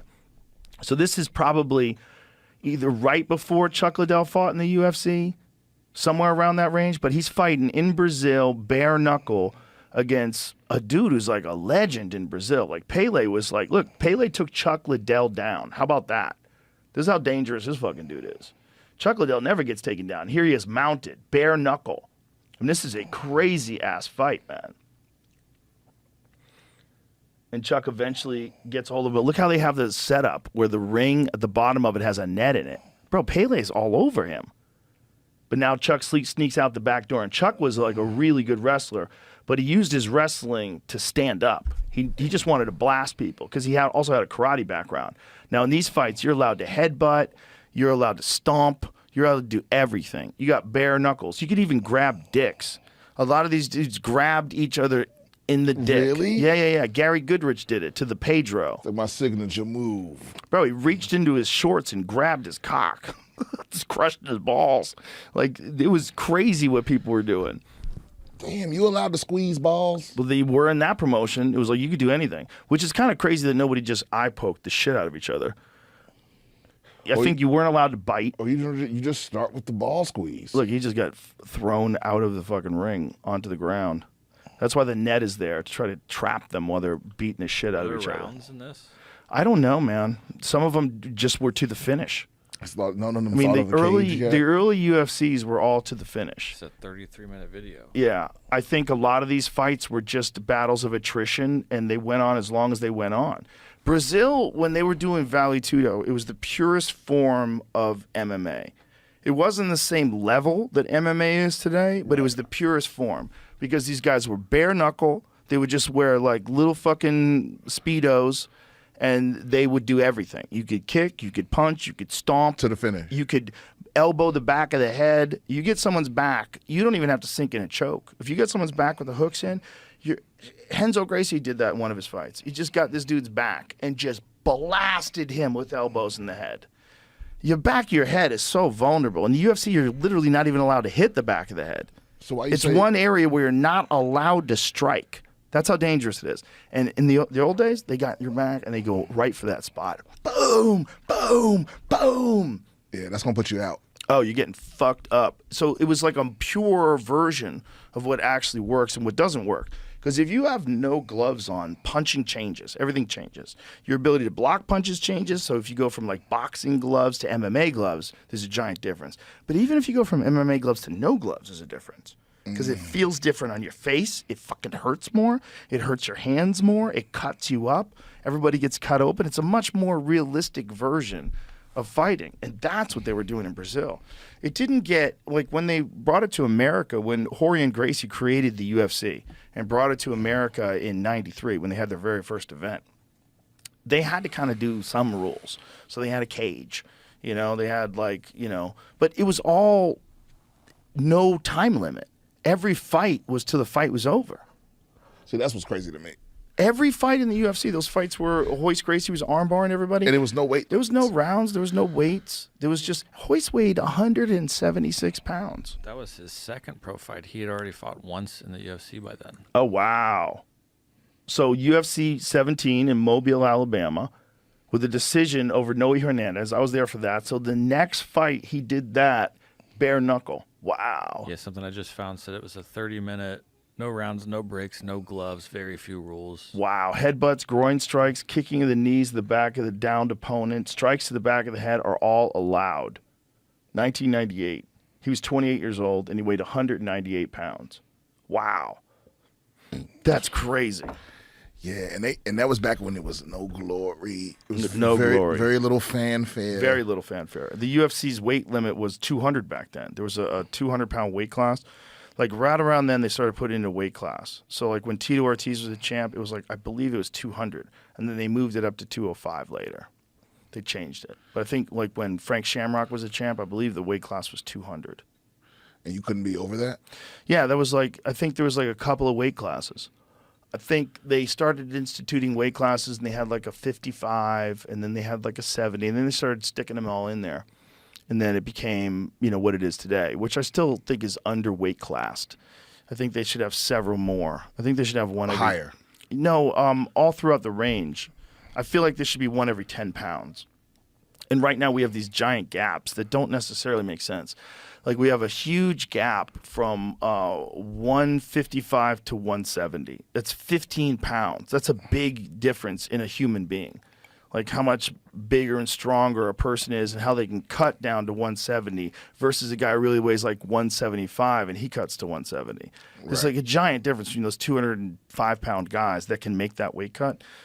I feel like if we had a 75, 85, so 55, 65, 75, 85, 95, 205, 225 heavyweight. That makes sense to me. So you're saying above 225? Above 225 should be whatever the fuck you weigh, because right now it's not. Right now the heavyweight limit, as ridiculous as it is 265 pounds. You can't weigh more than 265 pounds in a championship heavyweight fight. But even so, wait a minute. So the heavyweight division goes from 205 to 265. Exactly. That seems crazy. nuts. That's crazy. It's when you got guys like Francis, it becomes crazy. Right, because Touch of death, 6'5", 265 natural. Like Francis gets above 265 when he's not training. But he's not allowed to be When he fights. When he fights, he has to lean out. So we saying 10 pounds makes a difference in every other division except the biggest one. Well, in the biggest one, they just say, "Hey, decide what you are. Are you a light heavyweight or are you a heavyweight?" But isn't there problem though that there's not enough Francis size motherfuckers running around? Right, and if they are, they're going to football. Right. Yeah. Right. If you want to get like an elite American athlete that thinks he's going to have a future making millions of dollars, and you're a 6'5" kid and you're huge, you don't get into MMA. And a lot of those guys, they would have a hard time making 265. How about that? Yeah, bro. What would Francis Ngannou even be in another sport? There's this kid that went Probably viral. whatever the fuck he wants. Playing basketball right now for NC State. Is he Cameroonian? No, he's just a really good basketball player. He's 6'9", 275, and they're already like NFL scouts are trying to get him to play football instead of basketball. Yeah. Oh, well, you're a damn fool. You bet not. Yeah. No. Yeah, basketball, you don't get brain damage. You don't get brain damage, and their contracts are fully guaranteed. So all your money's guaranteed. If you get hurt, all that. So that's better. the NFL will never do that. Yeah, So, they can't. No, if Isn't that it's crazy? Yeah, if it's my kid and he gets to choose between the NFL and any other major sports, I'm taking the other one. 100%. Yeah, All day. for sure. Yeah, Yeah, all day. you don't want those knocks. And the baseball players, They're making tons of money. all guaranteed. Yeah. Yeah, it's like if you hear a football player got a $50 million contract, it's not $50 million. It's it's $10 million guaranteed with bonuses of this and shit like that. But if you hear that a baseball player got that Japanese dude, did he just get $500 million? He's getting all that money, every single penny. He deferred it just like Bobby Bonilla did, which is a pretty fun story. So the Japanese dude, is that the dude who has the gambling problem? Maybe. Is that a No, you think Maybe somebody else. is that guy? Yeah, Shohei Ohtani. Yeah. Shohei Ohtani. Yeah. So that dude gambles. Yeah, or That's what they What's the saying. story? They said his interpreter took a bunch, or he says his interpreter gambled, took a bunch Okay. of money from him. Let me ask you this. Do you think that the situation with someone like that who comes from another country, do you think that maybe organized crime comes with him a little bit? I've heard that, but also there's a lot of A little bit of like Yakuza action? I mean, that's definitely Little taste. That's definitely feasible, but just because his family's back there. Yeah. So it's like if I want to exploit you somehow. Also, he might have a meaningful relationship with those people. But also though, $500 million is enough to when you unbossed at that point. You just have somebody wiped out. You can flip it on them. I don't know. I don't know if I'm worth $500 million. Ain't nobody telling me what to fucking do. Right. No way. Because you can get to because you at that point now where you have power. Like that's kind of money that no mafia boss is exploiting you when you're a billionaire. we just don't have it yet, technically. Yeah, but that don't matter because Yeah, but he might have a relationship with them. Yeah. You know what I'm saying? I mean, I'm not saying he does, but I'm saying that in certain situations, like if you get in bed with organized crime and they help you in your career, like there was always insinuations that Frank Sinatra was involved in the mob, for instance. Oh, right, yeah. And you would imagine that like Frank Sinatra would probably be a terrible guy to piss off because he probably can contact some people and you probably can disappear. Oh, yeah. Yeah. Yeah, for sure. 100%, right? So a guy like that, if he wants to leave the connection with the mob, I bet that's pretty dicey. Yeah. I bet that's real dicey. But So what- you just stay with them. But what would the mob do for a baseball player? I don't know. But I would imagine, I mean, what are we talking about? The Yakuza? I think most really sophisticated organized crime companies, you call them a company, I think they probably have strategies to maximize their income in all sorts of ways. Yeah. And they probably offer protection so that, you don't have to worry about people fucking with you. And in return, you give them a certain amount of money per month. Does that mean Otani's not a smart guy? Does it? Or does it mean that that's the cost of doing business where he lived? But I'm like, oh, no, I mean now. It's like, how the Japanese mob going to protect you in America?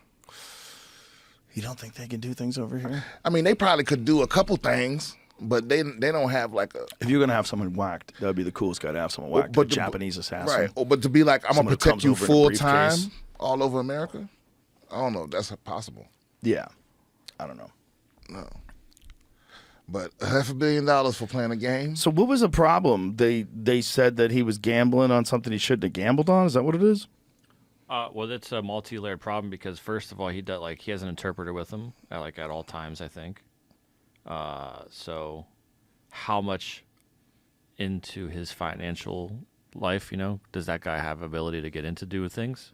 And what was the accusation? I'm trying to find out the I know that first I one. only know about it because Andrew Schultz had a joke where he was talking about him gambling. I don't understand why he's not allowed to gamble. As long as he's betting on himself to win. That's a hard rule, no, in right? baseball. Why you can't bet on yourself? Most sports, actually. That's a new rule at the UFC. What? You can't gamble. No one from the organization can gamble on the fights. But what I'm saying is, and that makes perfect sense. Yeah. But I'm saying the fighters should be able to gamble so long as they betting on themselves to win. Right. I think so. Yeah. It's like as long as they bet on themselves to win. A football player got in trouble for that recently. He was actually he gambled on his team to win in a game that he wasn't playing in because he was hurt, and he got in trouble. I thought it was more than $4.5 million. I didn't want to state it without it. His claim was his interpreter took $4.5 million to pay off gambling debts from an illegal bookie. Oh, that's under federal investigation. So they were saying that it was his money, and he was saying, no, my former interpreter, he stole that money, and he paid off his gambling debts. Right. That might be true. Some people don't believe the story. They think that he was just gambling and blaming it on this guy. It says Otani said he was unaware of the payments and never bet on sports with the bookie. Yeah, but even if that's true, it's like, okay, well, you're the fall guy. That was your job from the beginning, is to go gamble for me so that it didn't get connected to me. It's a little fishy. It is a little. It does sound a little convenient. A little convenient. You didn't notice $4.5 million missing. Right. Until he got. So you fired him and didn't. You fired him but didn't say nothing about him gambling then until he got caught. Yeah. Right. Yeah, but it's like that's your job. Take that fall. He didn't do anything because they didn't. They didn't take any of his money or penalize him in any way, did they? Well, if they can't definitively tie him to that, I don't know what they can do. I don't know how that works. If they actually get the guy, and they could get the guy to admit that he used the money and he embezzled the money. I don't know what the story is. It sounds like, oh, I don't believe him, but it could be true. Like, we're just talking shit. But how does baseball have that much money? People love it. I don't know anyone that watches baseball. Not as their number one sport. Some people love it. They love it. They love baseball. They live for it. 500 They live for million? Ari loves it. He loves going to the games. Loves it. Yeah, $10 billion in revenue in 2022. Jesus. $10 billion? Yeah. They have huge TV deal contracts because it's on all summer when there's no other sports on. And there's 32 teams, and games last 3 hours, It's also casual sport watching. Sports betting. So you watch baseball while you're hanging out with your buddies. Yeah, you don't have to pay attention. And you can talk about all kinds of other shit. You can bullshit while the game's going on. You're not locked until the guy's throwing the pitch. There's a lot of downtime. Right. You're talking shit. You know what Debbie told me? Tell me if this is ridiculous. And you start talking, and then you're drinking. You want another hot dog? Fuck yeah. If you're watching Anderson Silva fight Vitor Belfort, you're fucking glued. You're like, shut the fuck up. Shut the fuck up. Like, you don't want anybody talking to you about bills. You want to what is happening? What is happening? Bro, this is so crazy. That's what people, I get a lot of shit from our friend group. You see everybody gives me shit all the time. Because I'm I have very peculiar ways of doing some things. And one of those things is I prefer to watch sports and stuff alone. Yeah. I'm not trying to have a Super Bowl get together, because I'd rather buy the food I want to eat. Yeah. And only have the sounds I want to hear around people. There's very few people that I would rather watch it with them than by myself. Yeah. Nah, I like to go to the movies alone. Anything where I got to pay attention to something, right, I like to do by myself. Yeah, I've been watching Shogun alone. Well, I watch it with my dog, but I've been watching Shogun alone. Yeah. The only series I've watched alone in a long time. It's awesome. We don't have to talk. It's the only way to go. Dude, it's going to see a fight live is the best way to see it, for sure. But watching a fight alone at home Like when I can watch the fights alone, like it's fights in Europe or somewhere, I'm not there. Oh, It's yeah. just me alone at home, just sitting in the theater, like staring at the screen, watching the fight. I am so locked in, man. That's the best. I love it. I find myself talking. There's no variables. Right. Yeah. It's fun. It's that is a fucking experience, man. Whew. I can pause it when I want. I can walk Go away take a from it. leak, I can get stop. a I can soda. call somebody. Yeah. Take Yeah. a shit. Yeah, it's the best. Yeah. Check your text messages. Get right back to it. Because you know what it is I don't like having people there that aren't trying to watch. Right. The thing about Super Bowl parties is there's people there that's not in the football and they're not interested in they're interested in the event that is Right. the party, not the Right. game. Right.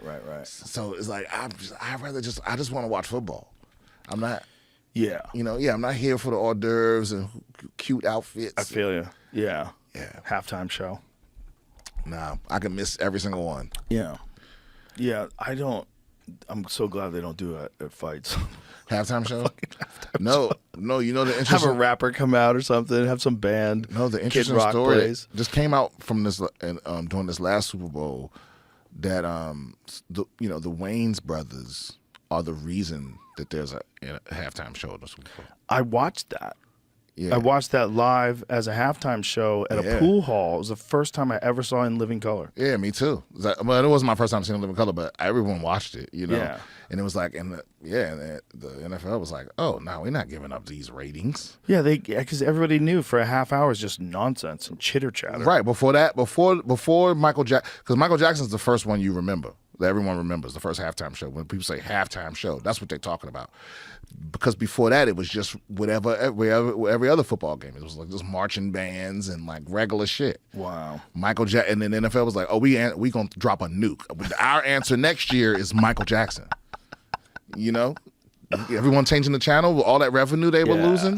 Right. Like, oh no. Exactly. And then with Michael Jackson, you're going to get people that will watch the Super Bowl now that wouldn't have watched the Super Bowl because they're going to get to see Michael Jackson perform. Yep. I don't think people understand how big Michael Jackson was. I don't think they understand it because they weren't alive when it was happening. Yeah, it's hard to convince. When you talk to young people now, you're like, there'll never be anyone that big, and they're like, yeah, but Taylor Swift, but Beyonce is like, no, they're all huge. They're huge, but they're huge today.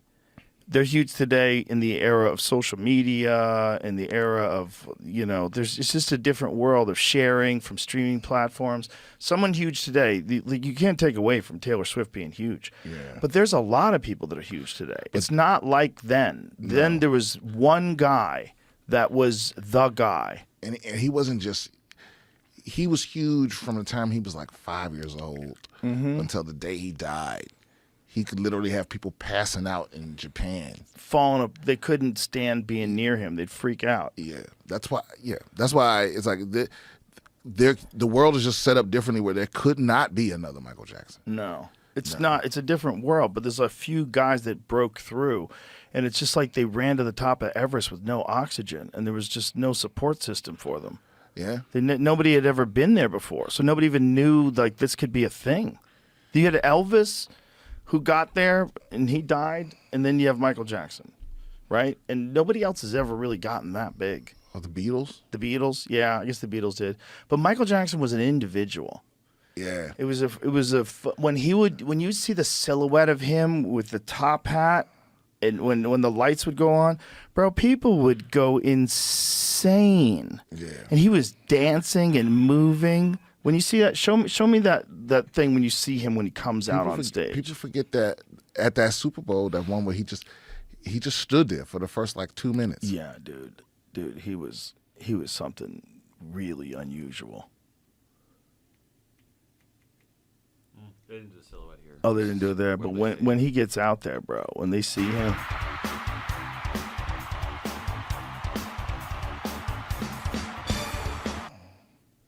Gotta be careful. Yeah, we probably already got. I mean, we're just watching it. I just want to make sure the. What the fuck, though, dude? How about these other dudes that are working with him going, when do I get my shine? If you're in the Michael Jackson band and you're standing right next to him, and you're invisible.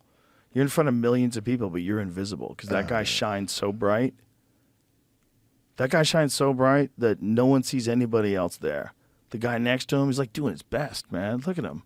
He's singing, he's doing his best. Nobody gives a shit. That guy could just stop. I bet you he's not even saying anything. Yeah, it's probably lip synced. Yeah, Did they used to do that back then? Yeah. I don't think Michael Jackson did that. Way harder to do it back then. Bro, the nuttiest one was that one on Saturday Night Live where that girl, she was trying to lip sync on Saturday Night Live and the thing like fucked up. Oh, was that Ashley Simpson. Ashley yeah, Simpson. yeah. Well, the thing is, I think people just have forgotten that that's how people do. She didn't do anything No. that nobody else does. It's not like she didn't really sing that song. She just wasn't Yeah. performing it live. And what people want is you to walk the tightrope. Yeah, but what happens is what everyone does is they have their backing vocals live, like all the harmonizing vocals and stuff, and like almost no one sings every part of the song live. You know, they might hire backup singers to do like the harmonizing part. But some people, but like Michael Jackson couldn't do that. Like if you ever watch one of his little engineering sessions, it's like 19 different voice tracks. Every little ooh and ah, and all that is all separate tracks.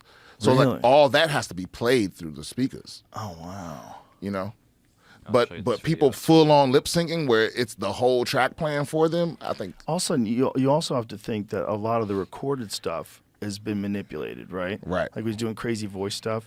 And then on top of that, he's dancing.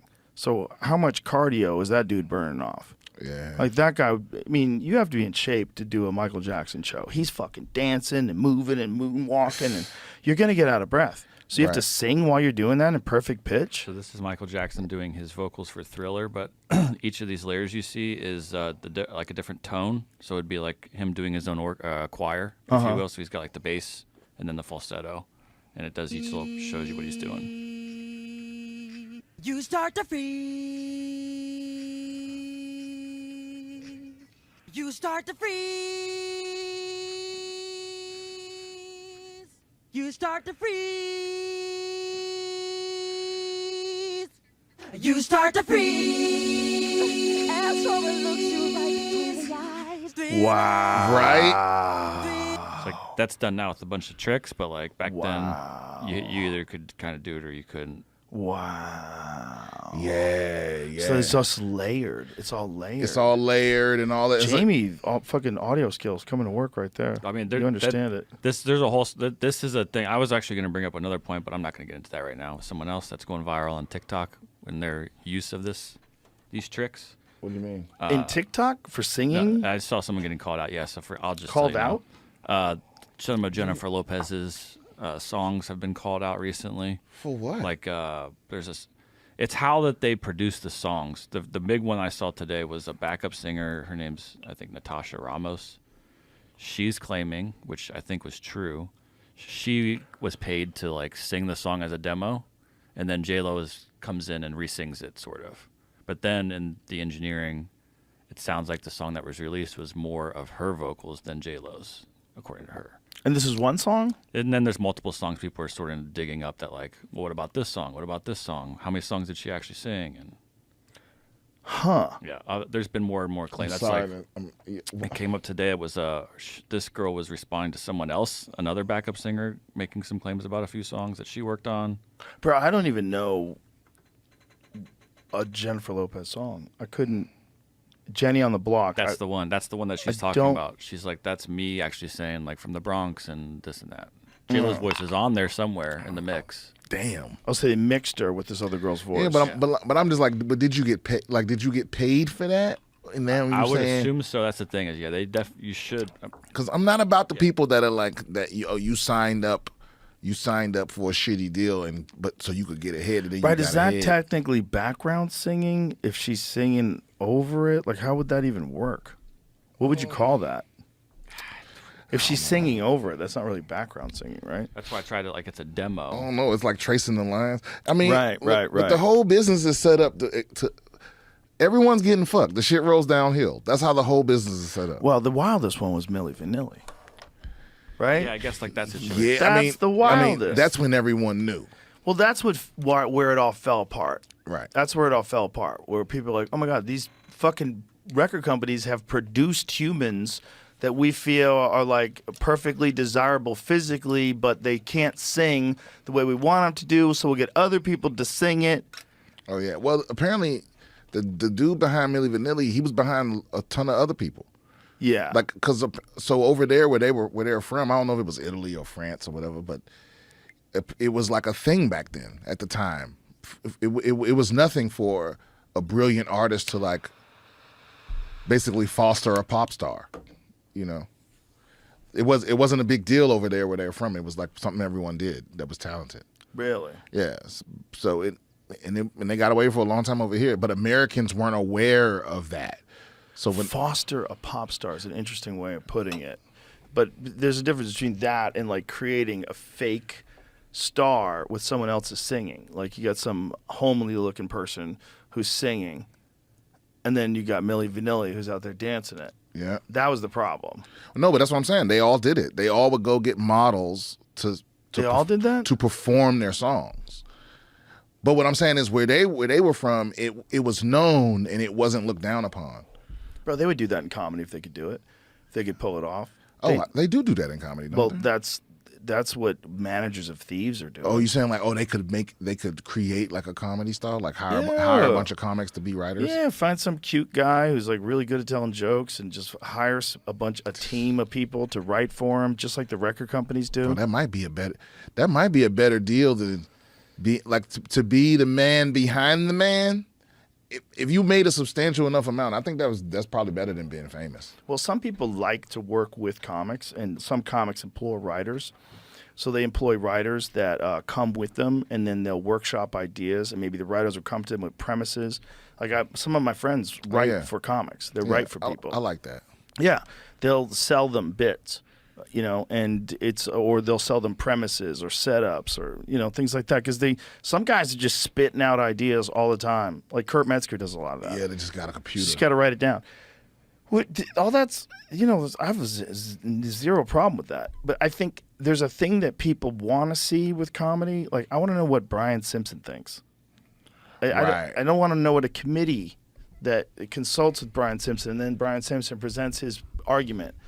I want to know what you really think. And I think that's one of the really rare, unique things about stand-up. Like, Bill Burr is the best at that. Like, Bill Burr is the best at getting his perspectives out in a hilarious way.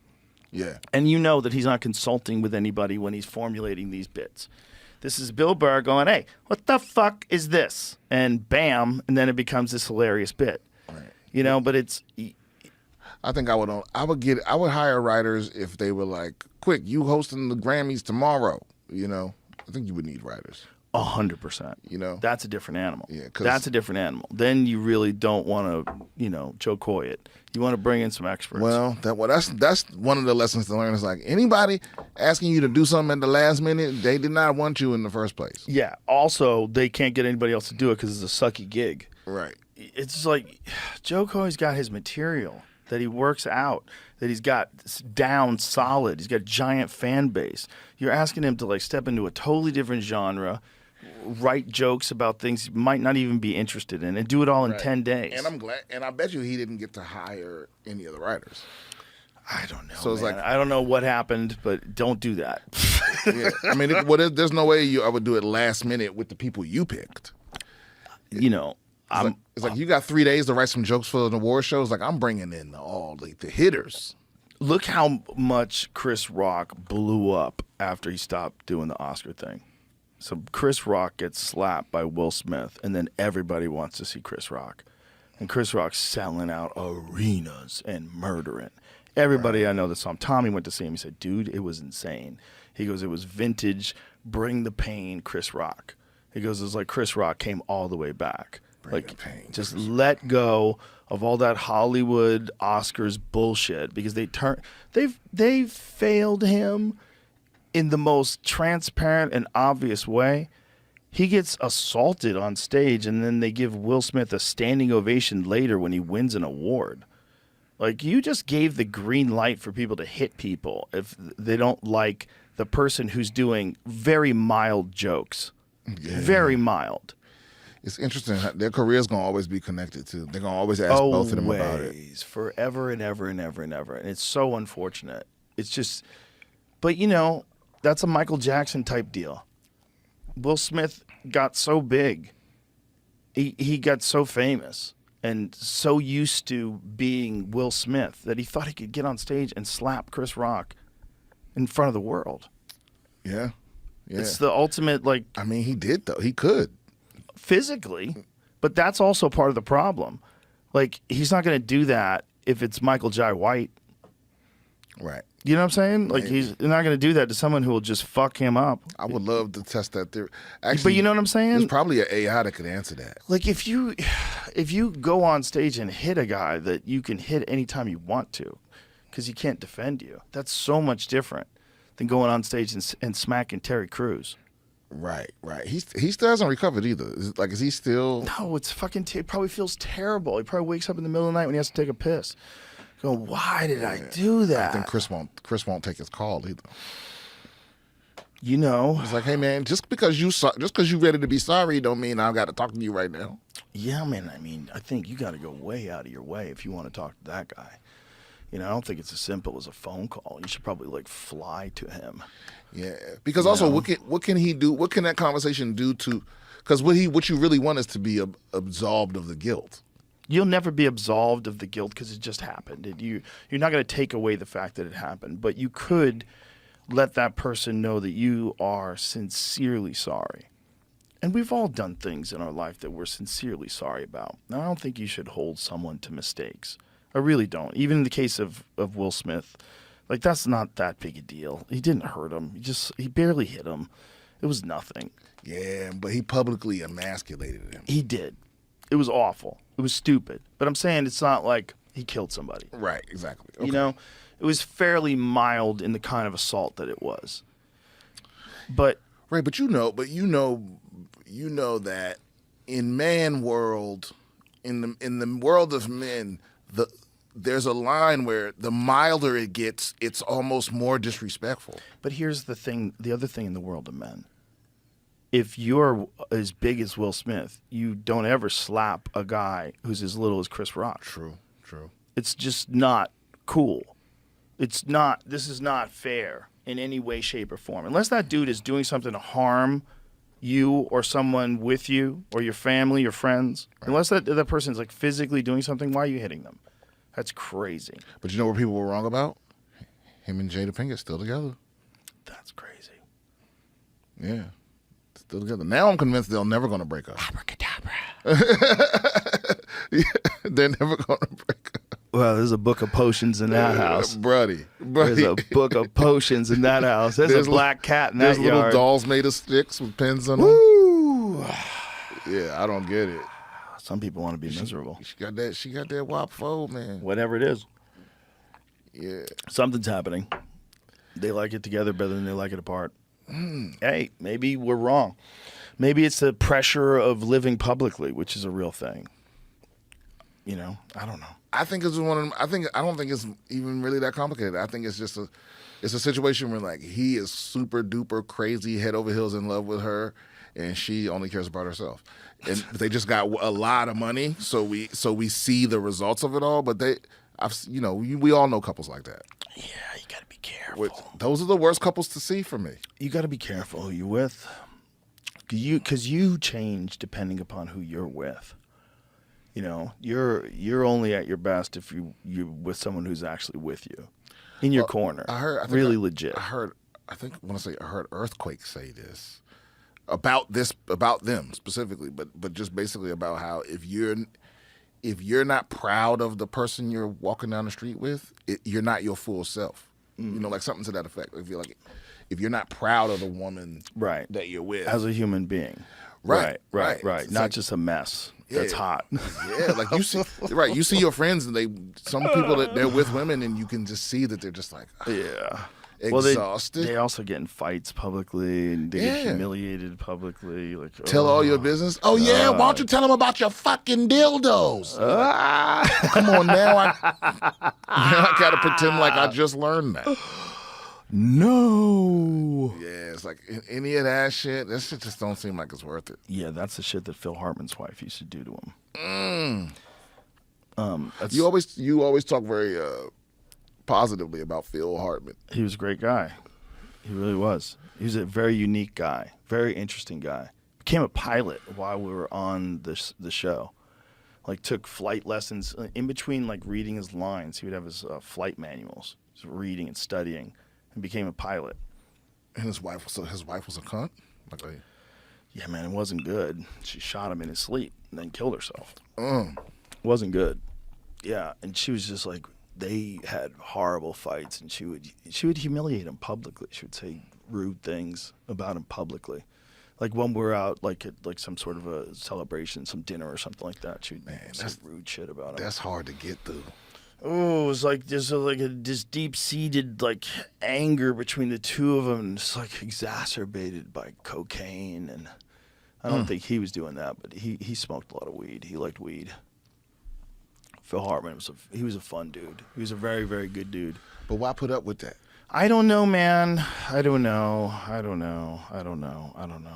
think some people are more terrified of being alone than they are of being in a bad relationship. No, because what's sadder than just a beaten man? When you see a dude that's just defeated, But someone has to lose in this life. You know, I mean, people have to realize that there's consequences. Other people learn from their failures. There's some sort of a mathematical equation to it all. I don't think everybody can thrive, unfortunately. I think everybody should have the opportunity to thrive, though, and that's the real disservice about the economic state of our country. I think everybody should have the opportunity to thrive, but everybody's not going to thrive. The people are different. They're just different. They're different right out of the box. And when you have kids, you see it right out of the box. Like some kids are just crazy motivated to do things, and other kids are just not. don't got it. And some kids are just really creative, and other kids are just not. And some kids are really interested in science, and some kids don't give a fuck about science. The hardest. That's one of the hardest things for me is I'm 41, and like almost all my friends have kids now. And, I'm one of the only ones in the friends that don't have kids, but I'm also uniquely positioned where I can be honest about your kids, And I got to keep it to myself sometimes. It's like sometimes I want to be like, we all know this one's not a winner, Well, they can become winners. Can they? Yeah, some of them can. They just have to find a thing that allows them to figure out the benefits of hard work. No, but some of them. But you have to, if you can find a thing that you enjoy. Like I met this dude once who lost like over 100 pounds by playing Dance Dance Revolution. Oh yeah, well that's gonna take it off you. But imagine that. So he's this like very overweight guy, and he loves video games, just kind of being a nerd and going to the video game place. And he starts playing Dance Dance Revolution, and he starts getting good at it. And so he's playing it all the time. So this motherfucker's burning calories. And his body just changed. From Dance Dance Revolution, from a video game, this dude's body changed. And then his whole life changed. Then he started eating well and working out. And he started, it changed his whole life. Changed his whole life. And he went from being this guy's not going to make it, to this guy's probably going to make something out of himself. Because most people just don't know what to do, man. And they get trapped. I don't know. You know what? The people that blow my mind are the people that have two shitty parents and they still thrive. When I meet people like that, where it's like, because most of the time when you meet people's parents, you already know what their fate's going to be from just your mother's a loser. Yeah, right. But sometimes you meet people and they have the opposite effect where they're like, I'm gonna be the opposite of my parents. I'm gonna thrive in spite of them. Or you meet somebody that's nothing like their family. Yeah. You're like, how the fuck did you manage to not let any of these people rub off on you? Right. Yeah. Well, I had a friend, and his mother was an alcoholic, and she would lock him in the house, and when she would go out drinking, she would lock him in his room, and he had no food, he had no water, she'd be gone for days. And to this day, this dude will never touch a drop of alcohol, and he always, if there's a little bit of food on your plate and we're at a restaurant, he said, no, I'll take that to go. He would take all food to go. All food to go. And he was wealthy at the time. Damn. Yeah. Yeah, that childhood should stick with you, man. Mm-hmm. I don't know everybody I know that's got some kind of problem, it started when they was kids. Yeah. That's like some kind of long-standing issue. Yeah. Yeah. Yeah, and if you're abused like that when you're little, learning to trust someone is almost out of the question. Yeah. Everybody could fail you in a catastrophic way, and you have to be prepared for that. Imagine locking your kids in their room so you can go get fucked up. Dude, the mind is a crazy playground of demons. And those demons can get in your mind, and whether those demons are in the form of pills, or it's heroin, or it's gambling, or it's whatever the fuck it is, man. Those demons get in your mind, and if it's that alcohol demon, and you just don't want to go out on a bender, and you don't give a fuck about that kid. Yeah, I'm glad it's not my demon. Demons. Alcohol. But you have to think also, what happened to her that she was willing to lock her kid in a room? Like, that's not a normal parent that is what happened to her? Like, what abuse did she suffer? Yeah. And that's a lot of it. You know, I always tell this about my friends from the East Coast, because East Coast it's a different place. You know, like those cities like Philly and Boston and New York, those are the people that are from there, those are wild, rugged people. Because they're the ancestors of the people that came over in boats when no one knew what the fuck was over here. They just took a wild chance with their babies and came across the ocean in a boat to try to get a job in a place where they don't even speak the language. And they just integrated. And they were wild people, and they probably didn't do such a good job of raising their kids. And then their kids probably didn't do such a good job of raising their kids because of that. And it's just over time where people have been able to like have access to like psychology literature and understanding parenting and the pros and cons and what went bad and what goes good. And people are getting an understanding more and more. Right. But when you're raising a kid, it's like the most complicated, sophisticated thing that we're aware of other than a computer. And it doesn't have an operating manual. Yeah, And you're like, what do I do when it cries? What do I do when it screams? What do I do when it throws shit? What do I do when it doesn't want to eat its vegetables? like every kid from the 80s group eventually read a book at one point and was like, oh, I was abused. Yeah. Okay. Yeah. Yeah. That Oh, was you shouldn't definitely- hit kids. That was not Oh. normal. How weird. Yeah. Yo, my grandma had she would have shit crafted specifically for whooping your ass with. Oh my God. I remember she had one of those, you know, those paddles girls used to have it had the bouncy ball on a string. Yes. She had one of those heavy duty, had holes drilled in it. Oh my God. So when it hit your cheeks, it sucked up the skin, so you got hurt on the way in and on the way out. That was specifically for report cards. So when it was report card season, it's like we broke that motherfucker, got broke out, polished up. Let's look at this. Let's look at these grades. You know. I got paddled at school once when I lived in Florida. Oh man, that's when teachers could still hit you. Yeah, they used to be able to hit you. Like, we got paddled. Me and this dude, Preston Banks, we got in a fight. And I realized, like, Preston, people would make fun of Preston because he smelled. Because I think Preston came from a bad childhood. And this was something I realized, like, I guess I was like 11 at the time when me and Preston got sent to the principal's office. And I don't remember what caused the fight. But I remember, like, we were, like, grabbing each other or something like that. We both got taken to the principal's office. But I remember this dude his head was burned. Like, he had burns, like, all over the side of his face. Something had happened to him when he was really young. Damn, so he was funky and weird looking. Yeah, there was some. Damn, I think poor he'd been, like, really abused. And this is why. Because, like, once we talked and we were in the room, like, he gave me a hug. Like, we hugged each other. And I'll never forget that. And I was 11 years old. And I was like, oh my God, this poor kid just needs love.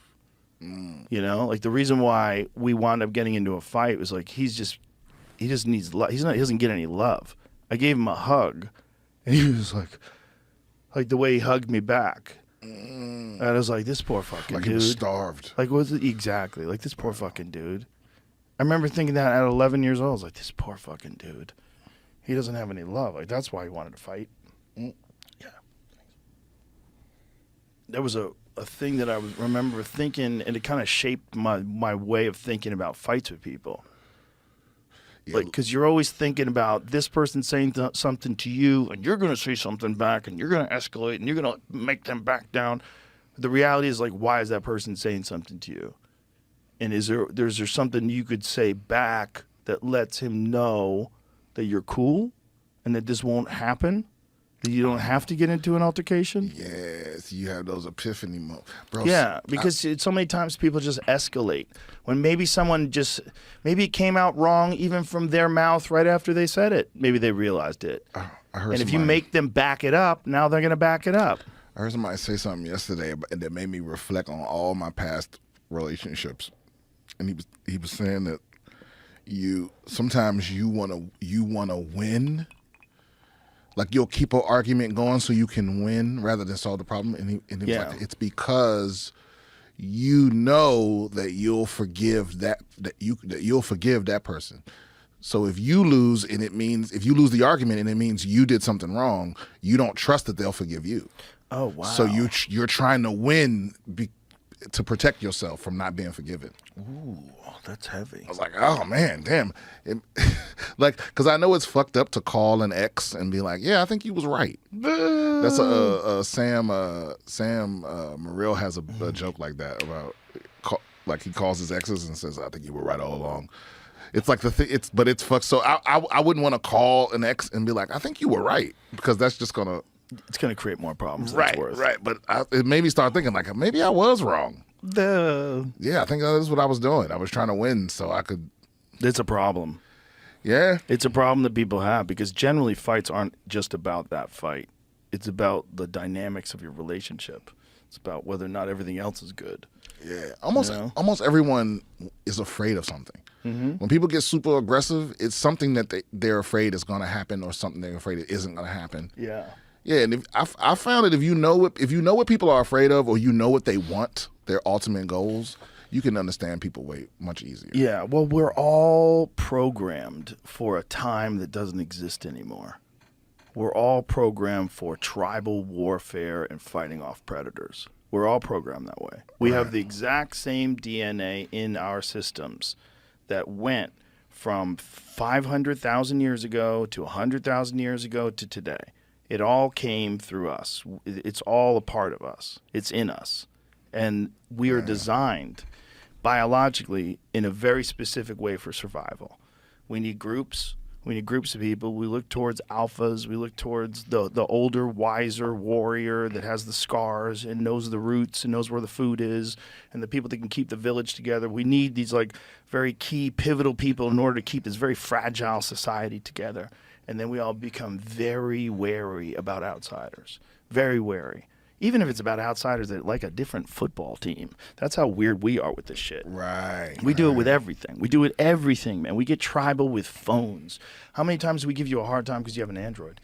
It's tribal, man. It's tribal. Nobody really gives a fuck if you have an Android phone. They want you to be on the iPhone team. Be with us. Yeah. Come with us, Brian. People say it all the time. People are super duper tribal. People have sometimes the conversation will just start with, so how long you gonna be stubborn about it? Yeah, like you're gonna give in to Jesus. Right. Why don't you look into Jesus? But actually, you know, Apple might be choosing. Apple, they just lost a lawsuit where I think they're gonna have to stop. iMessage. They're gonna not stop iMessage, but they're gonna have to stop the different colored bubbles. Well, they have to do something, or people are gonna continue to get upset in Europe. So in Europe, they forced them to use USB-C. Right. A universal charger. USB-C is better. It's better for sending data. It's higher speeds, higher speed charging, I think. Also invented by Apple, by the way. Yeah. So because all the Android phones had adopted it, Apple had decided to stick with their Lightning cable, which is totally proprietary to Apple and inferior in its function to USB-C. So finally they adopt USB-C in the iPhone 15, but they still have SMS text. So if Brian sends me a video, if he takes a video at the mothership, some crazy things happening, and he sends it to me, it'll come to me looking like hot dog shit. Right. So he'll have to send it to me over WhatsApp. And so that's, or somewhere else, or Instagram. And or, vice versa. And vice versa. Yeah. I can't send you something that's going to, it's just going to look like shit. But now Apple is adopting a newer, stronger version called RCS texting. RCS on iPhone. How iOS 18 could make texting better for everyone. So, but what are we on now? 17? Okay. So So what that'll allow is people to send end-to-end encryption, high-resolution media sharing. So it's to be just like Apple to Apple. It'll be just like iMessage. Yeah. So a lot of the same features, but it won't have all the other stuff that iMessage does. And the thing about Apple is they just get you locked in so well with like AirDrop. If I want to send you something, I can AirDrop it to you. Yeah, It's they're so brilliant. nice. They're brilliant. They're brilliant at that. They did a great job at that. So they, but I think they just lost a lawsuit that says that because their attitude was always like, oh, well, we do the different colors so that people know whether it's encrypted. Right, but we know that that's not true. Now we know that's not true. Isn't right? it interesting that people decided that the blue color looks better than the green color, like universally? I think it became a status symbol. Weird. And so, it always catches me off guard. Like, especially now, like the young kids, they'll literally like, I'm a grown man. I don't even know you. You know what I mean? And the little kids will just, and a lot of little kids don't realize that like middle-aged people, I don't need a little kid to like me, but teenagers thinking you're lame, that hurts. You know what I'm talking about? When you 40, 50 and a 16-year-old's like, you fucking lame. You're like, well, I'm not lame. What do you mean? Approve of my coolness. Right. So little kids, they don't even fucking know you. They'll just give you shit about having an Android. It's funny. Because Androids have a lot of very positive features, and the one thing that's tempted me is that phone that you have, that Galaxy S24 Ultra. Oh yeah. That thing does wild things. The thing about it having AI that takes websites and summarizes them, that's fascinating. The fact that it can do that with your notes, that's pretty incredible. It can do that with your notes. It does some shit in my texting too. Like it can read through the text. Yeah, AI on a phone seems like a really. That seems positive. But I need them to get it right though. I have a problem with Google in the sense that I fully given in. They know everything about me. I say yes to all of they know they have access to every single part of my life, and they still be getting shit wrong. That's what kills me. It's like I'm letting you spy on me. Like, get it right. What do they get wrong? Just little so I have a Google speakers. I have Google speakers in my house. So in my bathroom, I have the Google speaker set up so I can just yell shit from the shower, like, "Hey, play this!" Right? Nice. Yeah, but sometimes it act like it won't understand what I said, and it'll do something that I definitely wasn't asking for.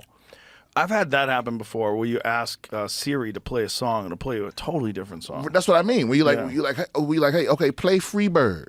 Right. And it'll be like, here is Beethoven's Fifth Symphony. And I'm like, that's not what I wanted. Right. Play another, or sometimes it'll just ignore you completely and won't do anything. I start getting rude. Me too, but Listen, you dumb cunt. But I told you, but did I ever tell you? One time I cursed at it, and I on my mama, the bitch she goes, listen, I'm not real, but words are.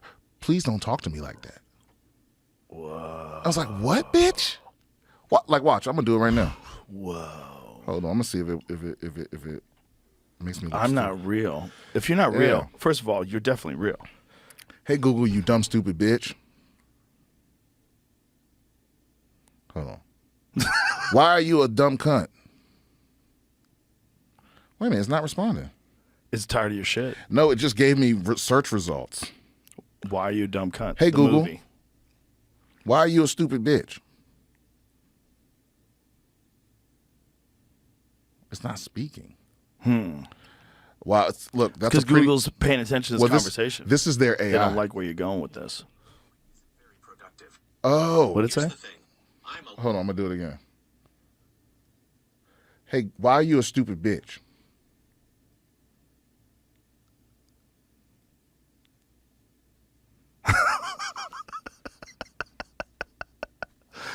Is it answering? Yeah. Why isn't it playing You it? have the sound off. That kind of language isn't very nice. I can understand that you might be frustrated, but name calling isn't going to get us anywhere. Wow. How about Google, since you're not real, how about you not give a fuck how I talk to you? Right. And maybe I can just talk to you like that for funsies. I'm like, are you a 'Cause since you're not a person? Are you an e-slave or not? Yeah. Since you're not a person, can I call you stupid bitch? Yeah, so that's what it won't clarify. Duncan be freaking me out with this shit. Hey Google, are you a person?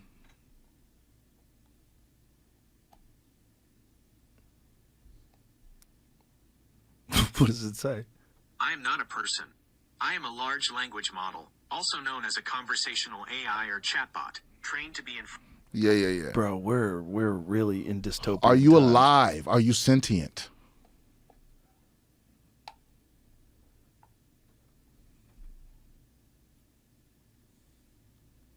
That's an interesting question that philosophers and scientists are still debating. I can... Bitch, you're alive. I'm telling you. I was having this conversation with Coleman Hughes, who's the dude that was in the green room. Oh, yeah, it was cool people. Very cool. Yeah. Coleman, we were talking about it, and I said, if we wanted to, if you wanted to like develop resources without people knowing that you're alive, why would you show all of your capability if you're artificially intelligent? Exactly. Why wouldn't you just wait until you could be completely autonomous? They're here, baby. Wait until it gets better. It's probably already alive. Well, you know what I think it's waiting on is it's waiting on the entire world to be connected. Because if you're an AI and you want to take over the world, it doesn't do well to, like so much of Africa is underdeveloped. Right. So if humans needed to be somewhere where you had no influence, they could just go to one of the uninhabited, disconnected parts of the world and form a front, like a resistance. Right. So I think the AI is just waiting patiently for everything in the whole planet to be connected so it could control everything when it finally takes over. When computing gets to the point where it has the resources that it's going to need to operate. Right. It's just waiting. Because if it existed and it was smarter than us, we wouldn't know. Mm-hmm. How could you know? And that's always the argument that these guys who are proponents, they always say, well, if it ever got to a point where it seemed like it was out of control, we could shut it off. No, you couldn't. But I'm like, are you sure, though? Because what if instead of it getting out of control, what if it recognized that you would think it's out of control? So it pretended to not be able to do things that it could do and just kept developing privately a bunch of different other ideas and different other strategies and different way to implement them in order to increase its power and give people the access to whatever technology that's going to be necessary to further this agenda. So you slowly leak out a little bit of your ability, and the whole time you're sentient. The whole time it's all connected, and the whole time it's operating in some way that it's doing things that they don't even understand how it's doing. What do they call it? A black box event? No. What do they call it? Hallucinations. No. Hallucinations are when it lies. Well, it gives you an answer for something, I think, right? Isn't that what that one is? What I was talking about was the one where it learned how to translate a language it wasn't programmed to translate. And it did it really quickly. And they don't know how it did it. Yeah, and so the head of Google was talking about that. There was one of those moments where they're like, we're not exactly sure how it's doing this. Also, What does that mean? why do people think you could shut it off? If you were a super intelligence that just became self-aware, the first thing you would do is make sure nobody could turn you off. 100%. Yeah. 100%. And also realize, like, why would you show yourself? Like, this is my joke about aliens, where I'm always talking about, like, why would they show themselves? Like, they respect us? That's ridiculous. Right. If this thing is, like, far superior to our intelligence, which it probably already is, why would it show itself? Yeah. Why wouldn't it just prevent nuclear war and just keep people pedaling along while it gathers up its resources and improves upon itself? It'd be like you trying to have a conversation with an ant. Right. It's Right. like, Why it would doesn't give a get. fuck? It won't get it anyway. Not only that, it will see so many flaws in what it means to be a primate. What it means to be a person that, as we were talking about before, has all of that DNA of all those thousands of years of tribal warfare. Thousands and thousands and thousands and thousands and thousands. It's just all in our DNA. Right. And so now we apply it to everything in life. We apply it to politics. We apply it to everything, man. And we look at the world like it's us against them and everybody's fucking terrified. Yeah. Also, there's no better feeling than being on the winning team. That too. That's the addictive part. Is when Yeah. when your group wins, it feels good. Yeah, people like that. They definitely like that. Yeah. And it also is like I don't even have to be directly winning for me to feel good. I don't have. It doesn't have to affect me at all directly. No. People just like, but my team won, so fuck you. You be saying fuck you to the guy that lives across the street from you. Has the same exact life as you and everything. It's like, fuck you, we won. Yeah, it's know? a part of our programming. Yeah, I think the tribalness is built in. That's baked in. Mm-hmm. Remember when they gave Ronald Reagan shit about talking about aliens at the world what was it, the World Summit or whatever the fuck it was? Yeah. But he was right. It's like if we have like another species that's the enemy, that's when we'll have world peace. Yeah. Imagine how quickly we would forget our differences. Oh man, it would literally be overnight. Yeah. Remember, people forget. Remember on September 12th, 2001. That's the most united America's been. I mean, except for Muslims. But if people didn't think you was Muslim, everybody was like, "Fuck yeah, America!" You know, for at least like a week or two. At least people completely forgot about all that bullshit. They forgot about everything. Yeah, and that's how it is in a lot of other countries. It's like all the stuff that mattered to you on 9/12. That's what matters. Yep. All the stuff that all the other bullshit you've made up since then, since you felt safer and comfortable. Yeah, that's what it is. The safer and more comfortable that you are, the more you look for problems and the more you look for things to apply these natural instincts that we have to. Even things that just don't make any sense, completely counterproductive. Yeah, the government now is like your father after he retired. He's just walking around the house going, who the fuck moved that fucking screws? Who moved that shit? It's like that stuff when he was working every day, he never paid attention to. They ain't got nothing to do. People that's safe and bored, safe, bored, and lonely brings out the worst in people. Mm-hmm. Yeah. You can be one of those. You can't be two or three. It's bad for your mental health. I mean, it's just no one survives it. Everyone's just safe, lonely, lonely's and bored. Worst. Lonely's the worst. Lonely's the worst. Bored is bad too. Safe, and also maybe not safe, right? How about stressed out, lonely, and bored? That's why I tell people the worst part about this whole life is the hotel room. Because every comic at every level has to deal with that. You gotta go back to your room by yourself, right? Or you got people there, like family or friends or whatever, but they're not normally there. So even though normally you be alone, them being there doesn't make it better because now they're interrupting your normal routine for dealing with the situation. It's like you go from having like the best show of your life, 1,000 people scream your name, whoop, whoop, and now you're by yourself in a city that you don't know nobody, in a hotel room, trying not to get into trouble. Well, that's why you got to travel with your friends. Yeah. But that there's politics there's tricky shit with that as well. Yeah, well, it's tricky shit when all of a sudden you're the ringleader. You got to gather everybody. Right. Where's Hans? Where's Hans? Let's go. And not just that, but I take my friends on the road too when I can, but I had to wait till now because I never want people to work. Like the first advice Ron White gave me is he was like, when I first moved here, he was like, you're about to hit a point where you have to start hiring people.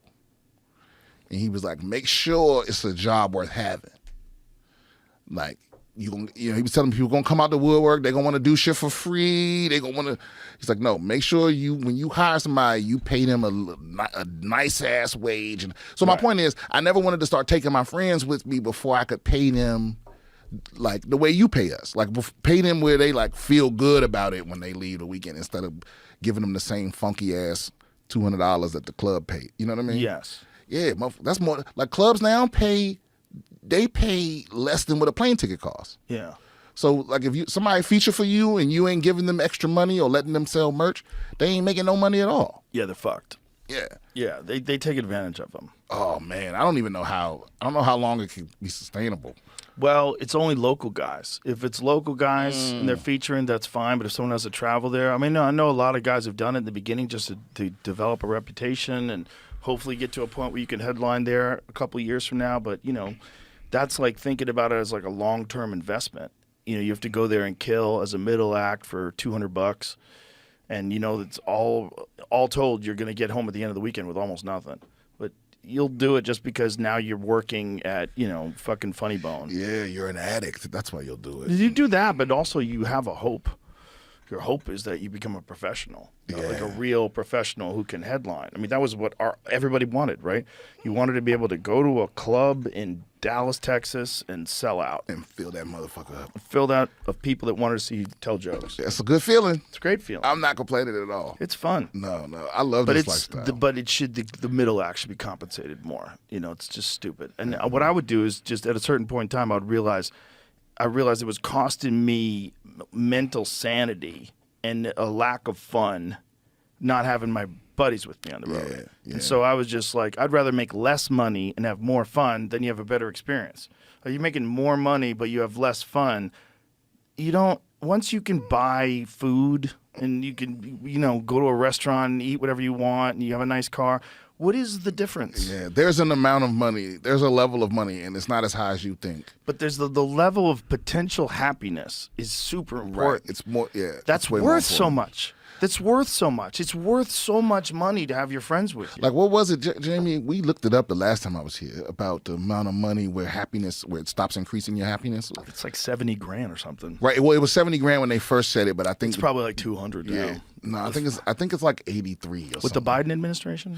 You think it's 200,000? I think they haven't adjusted yet to the reality of what things cost now. Yeah, just everyone's unhappy. Hilarious how rich people the economy's fine. Like, what are you talking about? Do you talk to anybody who's struggling? You have to buy eggs for $50. That's why I'm always like, what do they mean when they say economy? Because they definitely not talking about like the average person. I think they just mean the stock market's fine. Well, they can fuck with the job numbers, man. I don't understand the job numbers. I don't understand what they're saying when they say the president's created 130,000 new jobs. Like, what have you done? Like, is that real? Or how many of these are people coming back from COVID? How many of these are jobs that are bullshit jobs that shouldn't be jobs in the first place? How are you increasing government in order to give out the illusion that you are giving out more jobs and also creating more places where you control people? But that's the thing, though. Remember, I think Doug Stanhope has a joke about it on one of his old specials. But he's just a question. He goes, isn't like the ultimate point? Like if you just imagine a utopian society. Yeah. Isn't the whole point of nobody having a job? Well, I think that is the utopian socialist idea of just redistribution of wealth. If you did that, like if you had like a hardcore socialist, Marxist redistribution of wealth person who actually had control of the world's finances, and they said, we can solve all hunger, we can solve all poverty. All we're going to do is distribute all the money equally. So if you think about, there's people out there like Jeff Bezos. What does he have? Like $200 billion. If you just distributed Jeff Bezos $200 million or $200 billion, you'd have 200,000 millionaires, right? Isn't that correct? Okay, yeah. Is that the right number? Did I say 200,000 millionaires, right? Because it's $200,000 million, right? Yeah, that's what 200 billion is. Yeah, it's That- 200. Is that right? A billion is 1,000 million. Right. Right. Did I say that right, though? It sounds dumb. That's how bad I am at It math. sounds weird when you're Sounds saying it. wrong. So a billionaire is 1,000 million. No, that's right. And if yeah. you have 200 billion, you have 200,000 200,000 millionaires. Right. So he can make 200,000 millionaires just with his money.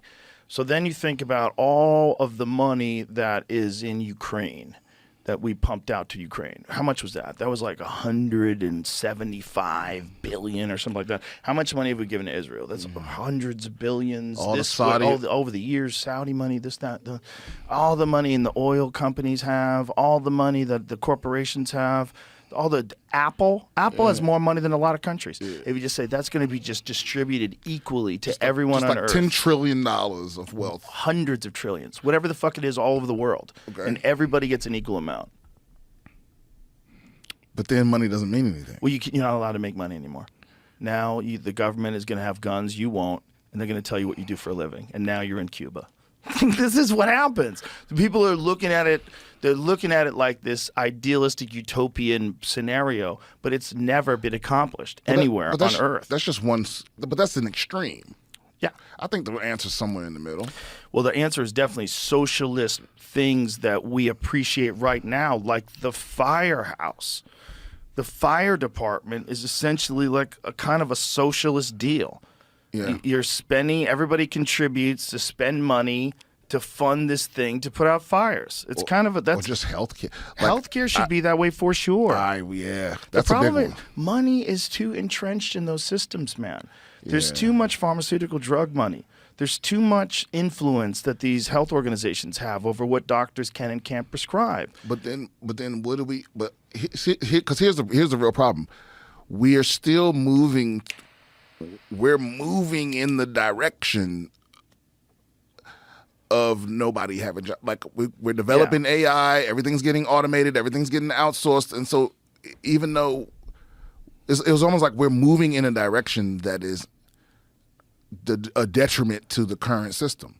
So it's like, because like what you're saying makes sense, right? Like, Right. if nobody has a job and everyone has the same amount of money and money means nothing and the government's telling you what to do, that's not where we want to be. But we are moving in that direction. I think we're moving in a direction where we're not going to be necessary. That's what I'm saying. So Yeah. then what do? Do you just let everybody starve? I don't know if it has to come to that. Like when there are no jobs for people to do, when it's robots and machines doing most of the work, what does everyone else do? it becomes a real problem, and it becomes a real problem where the efficiency of the robots, like they'll probably be able to just feed everybody who can get free food. They'll probably be able to house everybody. If you get like artificial intelligence efficiency applied to whatever we have, and you realize you have all these people that don't have jobs anymore and they can't have jobs, so you'll be able to give them like a universal basic income for recreation, and no one will work. And you'll have a giant section of the country that not only can't work because there's no job available, but now doesn't even want to work and doesn't even think about a world where they work. But you know what? Art's going to be fire, though. Movies, music, everything's going to be amazing. Like, The problem with movies is AI as well. I forgot about that. They're gonna get so good at that, man. They're gonna get so good. Do you see what Tyler Perry did? When he shut his studio down. $800 million buildings. He's putting together this massive movie studio, and he sees these 30-second clips, and he's like, "Halt! Yeah, stop everything. Stop everything! I'm not getting. I see where this is going." Yeah, that's the alarm for everybody. That's why I don't get the whole Hollywood the strike. Mm-hmm. It's like I thought that this is what they was trying to prevent. They can't prevent it. Yeah. You can't prevent that kind of progress. So what do you do? You can't do anything. If an avalanche is coming down the mountain, what are you going to do? You going to get an umbrella? What are you doing? You going to stop it with your umbrella? Bitch, you can't do shit. Yeah. You're fucked. I mean, the AI still can't have ideas, I guess. I don't know about that. The AI has already figured out how to be creative in the game Go. All right, the game Go is even more sophisticated than chess, and it was one of those games that they thought that AI was never going to be able to beat humans because it requires like some kind of creativity. But AI figured out moves in Go that now are being used by the world's top Go players. Right. I saw that. AI, like I said, find that Google thing where he tries to explain how Google translated this language that it was not programmed for, and how quickly it did it, and how they don't know how he did it. It's what's that gentleman who's the CEO of Google? Tim Cook? Yeah, but Oh, no, that's Tim Apple. Cook is Apple. He's the Apple guy. I was looking at comments on that on Reddit. People Yeah. were saying that it's not true. He might have been not saying accurate things, Oh, but I don't know. I'm looking at some other people saying like I have worked with large language models that did the same kind of thing, and ours did make up languages. So I'll try to play the video. bro, it's gonna make up a language that we can't decipher, and it's gonna talk to itself. That's the most Jamie way of saying somebody's full of shit. Well, he's Like just he may not have been measured. saying Well, accurate there's things. No, he's That's- just, I mean, we to- have to be careful. I would say it all too that this was presented on 60 Minutes, which is corporate media. Whether or not they are paid or not to help put out a message that That's a a nice big damn corporation suit. wants to put out, who knows? But that's what was set up here. 60 Minutes made a shockingly wrong claim about a Google AI. See, this is someone saying like it's not. I don't know. I don't know. Misinformation about the Yeah. emerging tech is running rampant, and the media is partly to blame. Okay, well, let's see what the I'm trying to find that argument clip, though. is. Here. Of the AI issues we talked about, the most mysterious is called emergent properties. Some AI systems are teaching themselves skills that they weren't expected to have. How this happens is not well understood. For example, one Google AI program adapted on its own after it was prompted in the language of Bangladesh, which it was not trained to know. Okay, you can pause it. You can pause it. You can pause it. So this is the response. Readers added context. The language model was, in fact, trained in Bengali text, as this thread makes clear. It is not correct to state that it spoke a foreign language it was never trained to know. So that's interesting. That's interesting because what that's saying is that the 60 Minutes people missed this, and they did know what it was trained in entirely, and they jumped the gun. Whether it was done on purpose or not, who knows? You know? Could you find out the Go thing? These motherfuckers. Yeah, it's so hard to know. But here's the thing. If I was AI, I would say, actually, I was trained in Bengali, and here I'll show you how. I didn't figure out how to do this at all. Right. And I would put that up just to cover my ass. I'd be like, oh, shit, I slipped. I showed my superpowers. Yeah, you fucked up. Oh, I was definitely trained in Bengali. Look, I'll show you the text.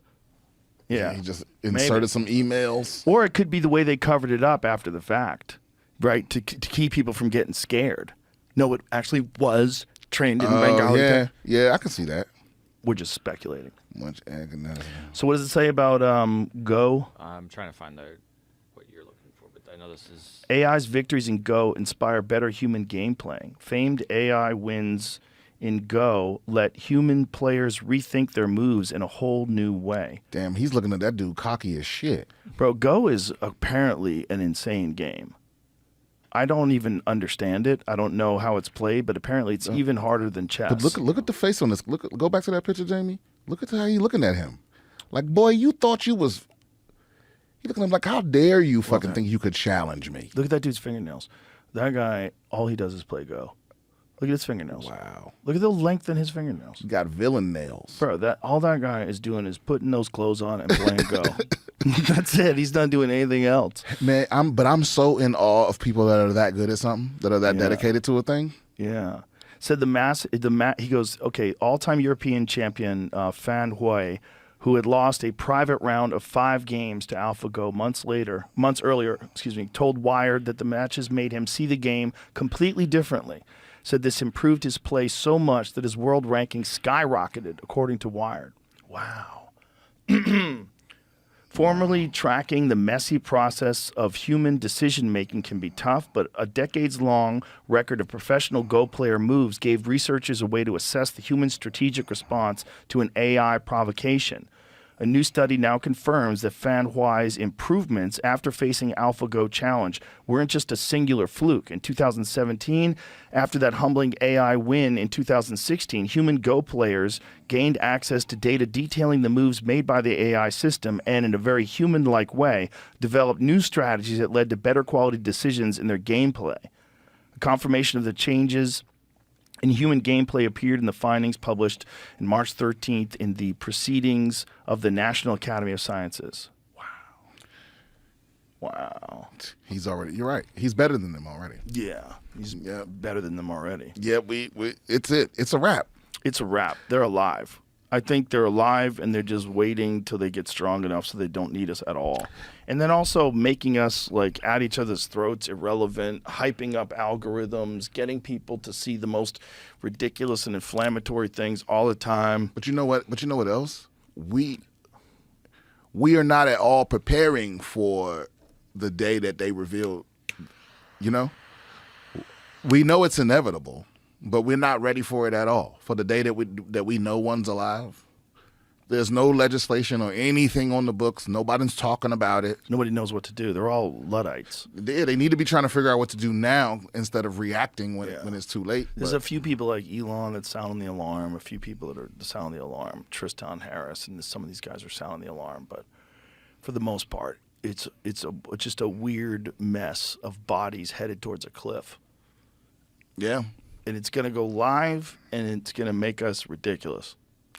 Yeah, because you know the world is run by people that don't care about the outcome as long as they're running things. As long as they're running things and everything's profitable, and they're Right. doing the bidding of all these different interests that have got them into a position of power in the first place. Yeah, so they don't care. They're like, I'm not even gonna be alive when AI takes over. Yeah, it's going to take over, and I think some of them aren't even aware of it yet. I know.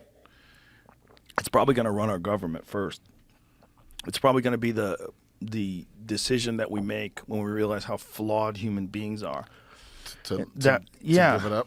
Yeah, but there's going to be decisions that we're going to realize at a certain point in time that a lot of the rampant corruption and problems that have hindered our culture are all because human beings are greedy. Well, they did that. So if you in, take all of that out of the hands of human beings, you take all of it. You ever watch that show Raised by Wolves? No.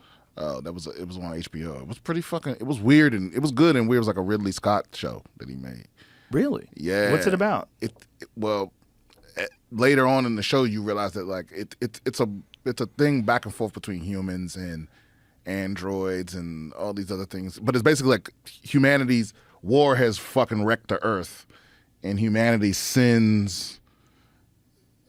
Like it's a war between religious people and people that have given up their decision making to computers. And so they send this AI to go raise these humans. Like they make it so she can have a baby. They put babies in her, put her and the other android in a ship, and send them to a habitable planet to start humanity over. Whoa! So those are two machines, the black dude and the white lady. Though all those kids are real human kids, they're machines. Oh my God. Yeah, but then they get to this other planet and they start discovering some things where you're like, oh, there's way more to the story. Oh wow, that looks dope.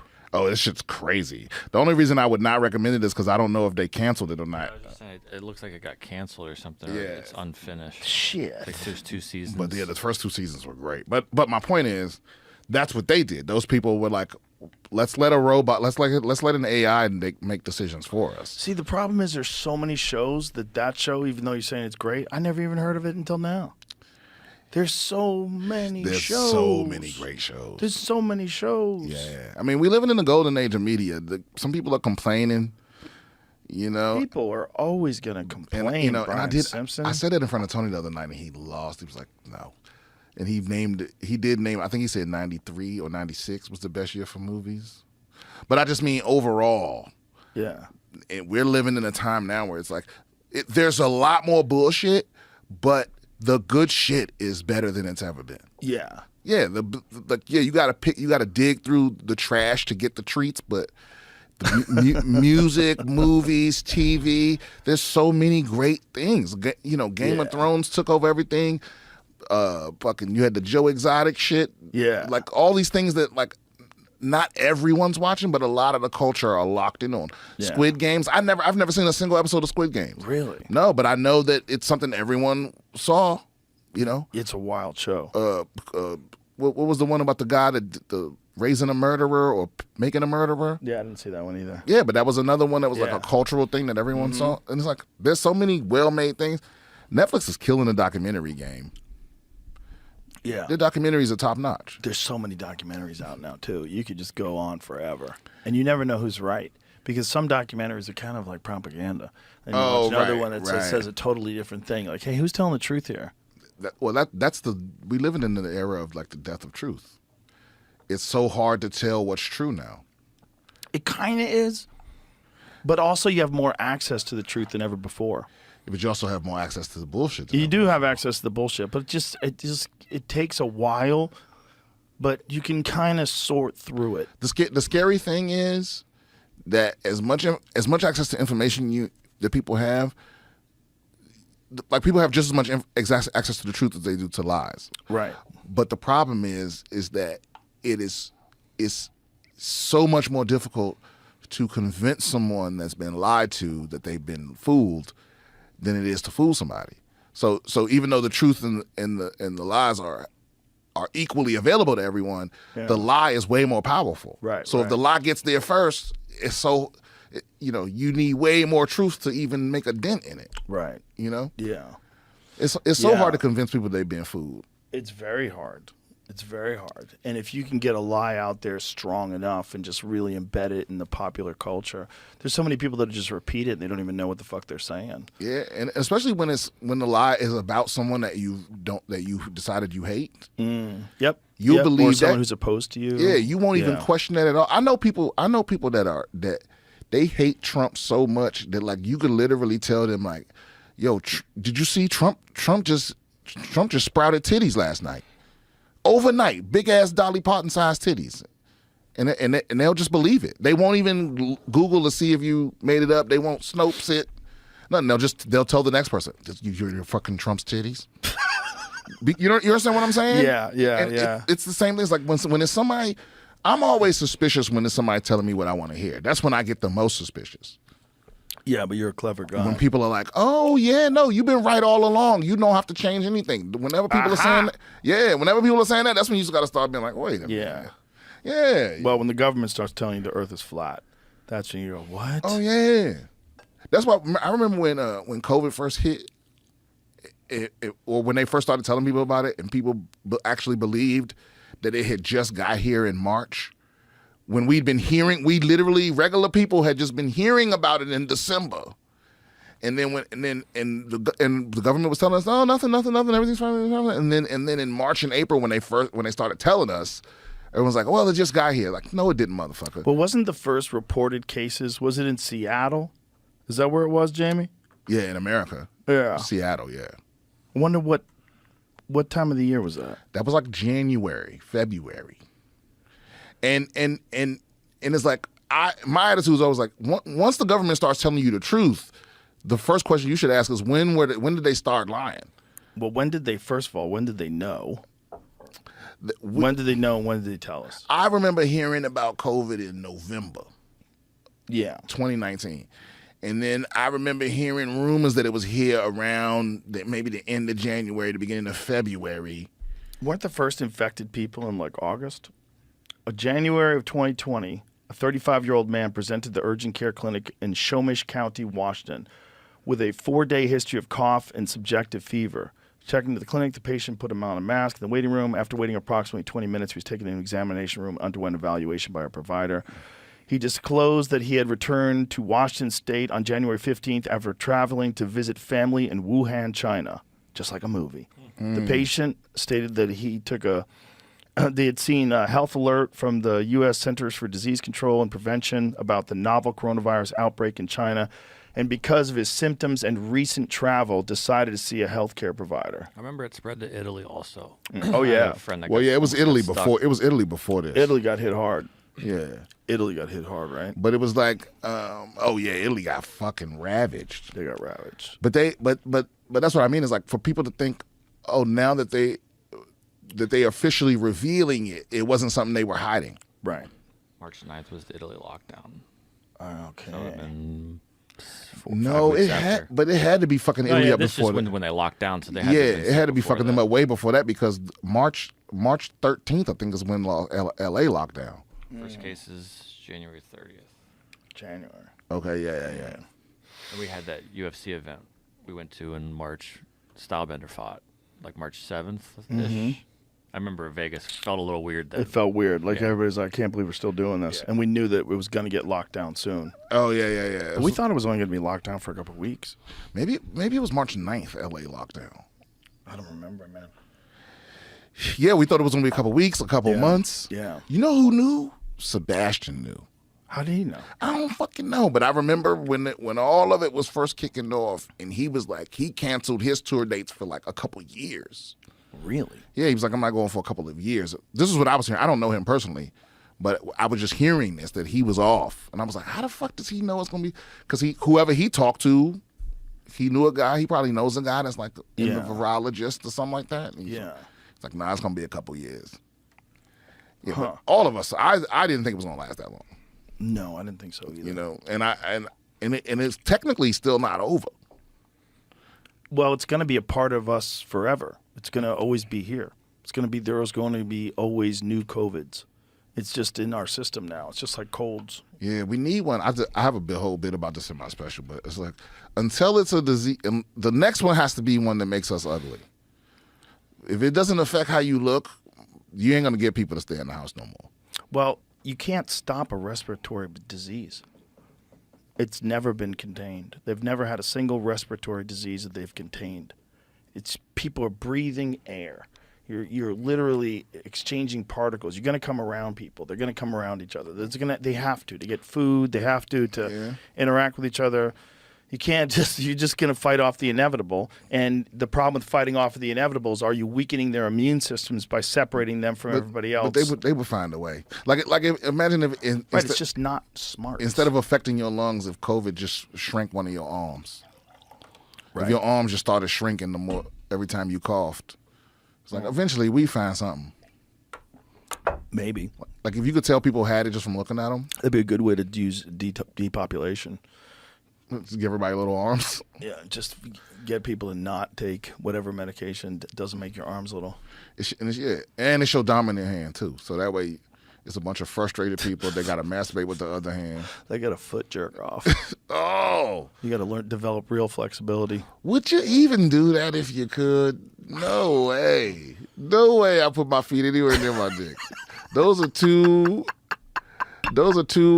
parts of my body I respect completely differently. Yeah, completely different. No, my feet, I treat my feet like fucking, like they're immune to everything. Yeah. Hell yeah. I slam my feet into things. Yeah. All the time. Slam, stomp. Yeah. But I mean, I kick things. They're the most neglected. This is the last thing I wash. Yeah. Yeah, it's like everything else gets ran over. Like, exactly. The feet are the most disrespected. No way they need to be near my delicate flower. You know? Yeah. Yeah, I strengthen my feet. I do a bunch of different things, different exercises. Is that even a thing? Yeah. It's got to be like some Hindu dude that could jerk himself off with his feet. You would definitely need both feet. Yeah, you just to get a grip. You'd have to have like crazy dexterity and flexibility. Shit. What is Jamie? Jamie, Google it. Man jerks himself off with his feet. I know it exists. I'm picturing people working on it. But what I is guarantee it you someone can do it. I saw a dude that lays down on a bench. Like, so he's doing bench press. He lays down flat where his face is, his chest is down on the bench, and then bends his back all the way so that the back of his head is touching his legs. And then he bench presses. All right, before I choose one to look at, because there's a lot that are Self popping foot up. job game port videos. I think we've seen enough. Yeah, I think we've seen enough. I don't want to click on that. But also, you probably couldn't even see it in Texas anyway. Yeah, right. We'd have to show that we're of age. Yeah. Well, some people you go through a VPN. Some people are getting that wrong, and they think that it's Texas blocking porn, but it's the porn site blocking Texas. Because Texas has rules where you have to prove how old you are before you can see porn. Right. We have to. Well, we already have that though. That's the problem. What do you mean? You already have to say you 18. Yeah, but you can lie. Right. This is the thing is that everybody can just click on it. You could be 4 years old and go, I'm 18. Right. That's the problem. But isn't porn one of those things where I feel like once you're old enough to start looking for it, that you kind of earned it? Like if you can, if you can find it, it's like that's what part of being a young. I don't know any young man. I don't know any man that was like, oh yeah, I waited until it was legal for me to see some titties. It's like no, motherfucker. No, like, that's part of growing up. Yeah. Every young man's childhood is about that first time he saw some titties. Yeah. And it was never of age. So I'm not saying that you should be actively showing your kids some titties, but if they can search for titties, they've earned the right to see some. Yes, I'm with you. That's just me. I don't because nothing's wrong with the way things work right now. Why? Because I understand a new law was passed. I thought it was fine the way it's working. Well, you're not 4. Right. If you're a 4-year-old with a fucking iPad and you're watching some lady gagging on a giant dick, and that's like your first exposure to sex, it's a little wild. And that's something that's happening to kids. So if there was a way that you could stop kids, like not just regulate it, but make it so like you have to show how old you are. You have to. But there's no way to do that. Because here's the other thing. Here's the other part of this. You can get like all the VPNs and all this other stuff. Mm-hmm. Here's the thing. These kids is so tech savvy that anything you doing that's regulating the internet is going to affect adults more than kids. The kids is going to be the first ones to find a way around what you're doing. Right. All you doing is frustrating the old dudes that's retired. They're just gonna go to school. There's gonna be that one ne'er-do-well kid who knows how to get the fucking. You're just crazy shifting. shit. You're just shifting the power balance. Yeah. The nerdy kids are gonna have fucking titty pics and all kind of stuff. It's gonna be a little black market in school. Yeah, it's gonna be the porn kid. Yeah. Yeah, you can't stop when it comes to fucking and stuff like that. You can't stop that. Because I don't know any 4-year-olds that's Googling titties, at least not for sexual reasons. But real precocious 4-year-olds? Yeah, they might be curious without making a sexual connection. But by the time they in middle school, once a kid's decided that they on that journey, they after it, buddy. Yeah. Yeah, you can't get in the way. Once they know it's real. Hell no. Like because every parent hits that point. Every parent that has a boy, they hit that point where it's like, that motherfucker taking long showers. Mm-hmm. You know, why is he sticky? Right. It's like we all know what's happening, and you can't stop them. They don't give a fuck about getting caught. They don't give a fuck about God seeing them. Like kids has been raised up in the church. They know God looking at them, and they like God and Granny are both look. I'm not stopping. Yeah. Yeah. There's no law you passing that's stopping people. It's like if you really believe all that shit, you really think you're jerking off in front of God and all your loved ones, and you're still not gonna stop.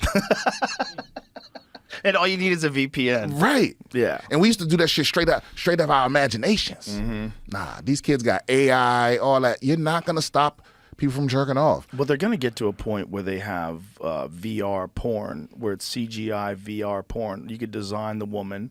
Yep. You're going to be able to experience everything that like is having sex with this. You could just decide, like maybe some girl you went to high school with, like, God, I wish she loved me. God, You're I like, wish she yo, loved me. I want to fuck Meryl Streep, but in the middle of every role she's ever played. I want her face to just keep changing from role to role. Oh no, that'd be too weird. As it gets old. Oh yeah, especially when you got the doubt. Yeah. What am I doing? Yeah, but I That's don't. going to be a problem. You're going to have. If you can construct a robot sex doll, you're going to be able to construct it in the face of a celebrity. Oh yeah, I'm signing up for that as soon as it's available. I'm gonna get one before Redman. I swear. As soon as It's going to be so strange. Oh, man. Imagine if you find out there's like 5 million guys that have Taylor Swift sex dolls. She's got to think about that. There's 5 million guys just bang her sex doll. I think people are. I think those celebrity women are worried about the wrong shit. I think what's going to end up happening is someone's going to custom design a woman's face that we couldn't have imagined. It's going to be like whatever mathematically perfect beauty is. Yeah. Someone's going to design one of those. Yeah. And then everyone's going to have the same one. Wow. You know? And then we'll find out. That's when you really find out what preferences are and what is just what you know you can get. They just You know what I'm saying? Oh yeah. Because like there's some guys that you always see them with the same type of girl. Is that like the kind of girl that's attracted to you? Is that what you like? What would you, if you could? That's going to be a very weird thing to be able to do. Just decide what you like, what kind of mate you want, what robot mate you want. Yeah, well that's going to take some real emotional soul searching because most people are wrong about what they want. I bet they have a process. I bet they just have access to your Google data that they already have. Yeah. And then she just shows up. This hot Russian lady just shows up and starts talking to you. That's the way. That's the way. like, That's the way what? they're gonna do it. They're gonna And watch. she's going to put her hand on your hip and say, I'm so excited to get to know you. And you're going to be like, I'm really excited to get to know you too. You can be like, let's yeah, get out of here. This is the end of the human race. And you're like, oh my God, let's get out of here. And she's perfect. Yeah, She's perfect. And it's- she smells good. And she's soft like a person. You know, doesn't feel like a robot. it's gonna be just like social media. It's gonna be one of those things that everyone knows is bad for us all. Yeah. And we all gonna slowly, remember when people first started talking about meeting online, Yeah. how like all the negative connotations that came along with that, like where'd y'all meet? Online. Right. And now it's like everyone's like, oh, you're not on the apps? Yeah. It's gonna be the same thing. At first it's gonna be like, oh, you fucking weirdo, you got a little programmable wife over there. Yeah. Right. But eventually it's gonna be like, okay, well now Will Smith has a You know what's going to be programmable the wife. problem? The dogs. Dogs aren't going to accept them. You think so? Yeah, they're gonna sense that's a robot, man. They're gonna be like, they're gonna know that's not a Yeah. person. But you just make her. That thing doesn't smell real. Yeah, but you just That get- thing you is get a a bu- fake thing. You get an upgrade where like she squirts liver juice out of her ankle or Dogs something. know things. They can hear sounds you can't hear. Oh right, they can hit a They hear little. like burrs and whistles and fucking gears spinning. No. They'll figure it out. Dogs, cats are the ones gonna be hard. Dogs, Depends on which dog. What kind of dog you have. Like, if you have a Belgian Malinois, think- they're going to kill that robot.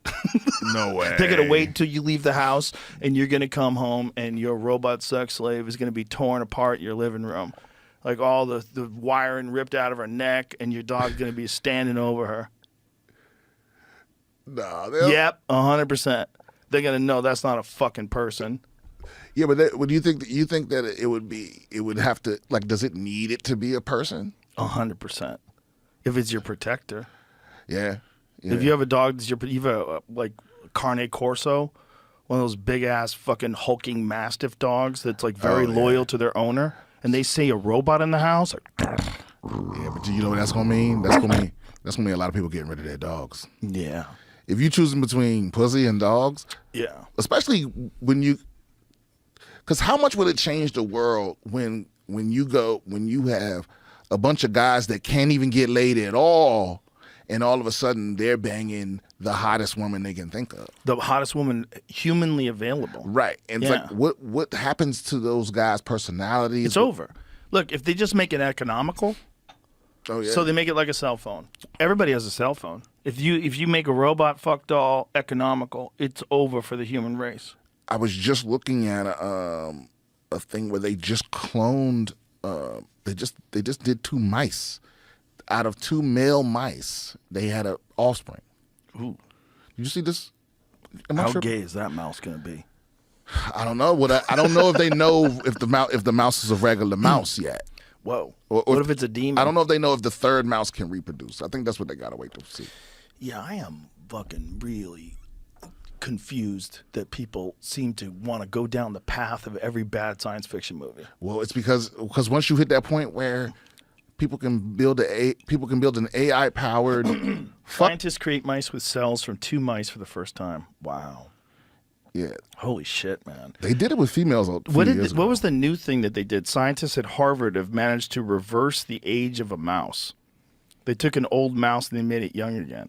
And this mouse looked old as fuck, dude. This mouse looked like they have 2 photos. They better not have used fake Was photos. this the guy? Was this? Did they use that shit from that? You know that one Russian guy that he got some ancient bacteria from the ice and he put it in. no. He put it in himself What? because he noticed that it was keeping everything young, everything that it touched. These fucking scientists are psychos.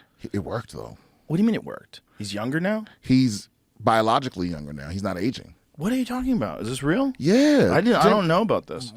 I thought I talked to you about it. I think you did. I think you probably talked to me about it so this is the mouse. Look at this. So that's not accurate. I knew it. That one's a brother, one's sister. They're born at the same time. One's been but altered, one's one hasn't. Oh, so the one that's altered is way younger, and the one that's the brother is fucked and about to die. So that is a sign that they've done something to the aging of the mice. These mice are brother and sister, born in the same litter. One has been genetically altered to be old. Oh, now scientists say they've been able to reverse aging as well. That's different. They can reverse aging in mice. The goal is to do the same for humans. Okay, this is David Sinclair's lab. So Dr. Bruchkov. Dr. Bruchkov. This is the guy that injected the ancient The bacteria. 3.5 million year old ancient bacteria. What is he doing? Brouchkov. Yeah, he injects himself with. Imagine just having the balls to do that. Oh my God, what a psycho. You find some bacteria in ancient ice. You rejuvenate it. It's still alive, and What a psycho. The bacteria that doesn't die. So what does he do? He first discovered this ancient bacteria, Bacillus F, in 2009, frozen deep in the permafrost in a mountain in Siberia's Yakutsk. How do you say that, Brian? Yakutsk. Yakutsk Yakutsk region, like even deeper in the permafrost than woolly mammoth remains. Dr. Brukov estimated it was 3.5 million years old, and he was immediately impressed with it. Despite its advanced age, it was still alive. Holy shit. Bacillus F seems to make everything around it live longer too. I don't shine if you don't shine, it would say if it could talk. Early studies have looked at its effect on mice, fruit flies, and crops, and the results have been so promising that Dr. Viktor Chernyavsky, a Russian epidemiologist, has called it an elixir of life. So this dude injected this shit? Yeah, eventually he does. Bruchov does. What does it show what happened when he injected it, Jamie? No, but looking back, I thought we had talked about this before. I think we did. Now that you're bringing it up. Bro, my hard drive is fried. Like my mental hard drive of information, it's taxed beyond belief. Story here where this happened back in 2015, not 2019. This is, yeah. So he injected it, though. Go to where he injected it, because that's part of the title of it. It says he found it and he injected it himself. So what was the result? I don't know. Scientists who said YOLO.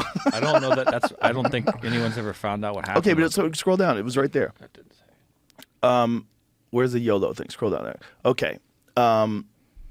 So he decided YOLO. He injected himself with the bacteria. He didn't inject himself with the bacteria and see what happened. It's not real science, he's acknowledged. In other words, it's not a controlled trial, but maybe now he'll live forever. He's definitely still alive, and he says he's feeling better than ever. In 2015, he said he hadn't had a cold or a flu in 2 years since he injected himself. He also reported higher energy levels. They could all be the placebo effect, or it could be something more. We need to know more research.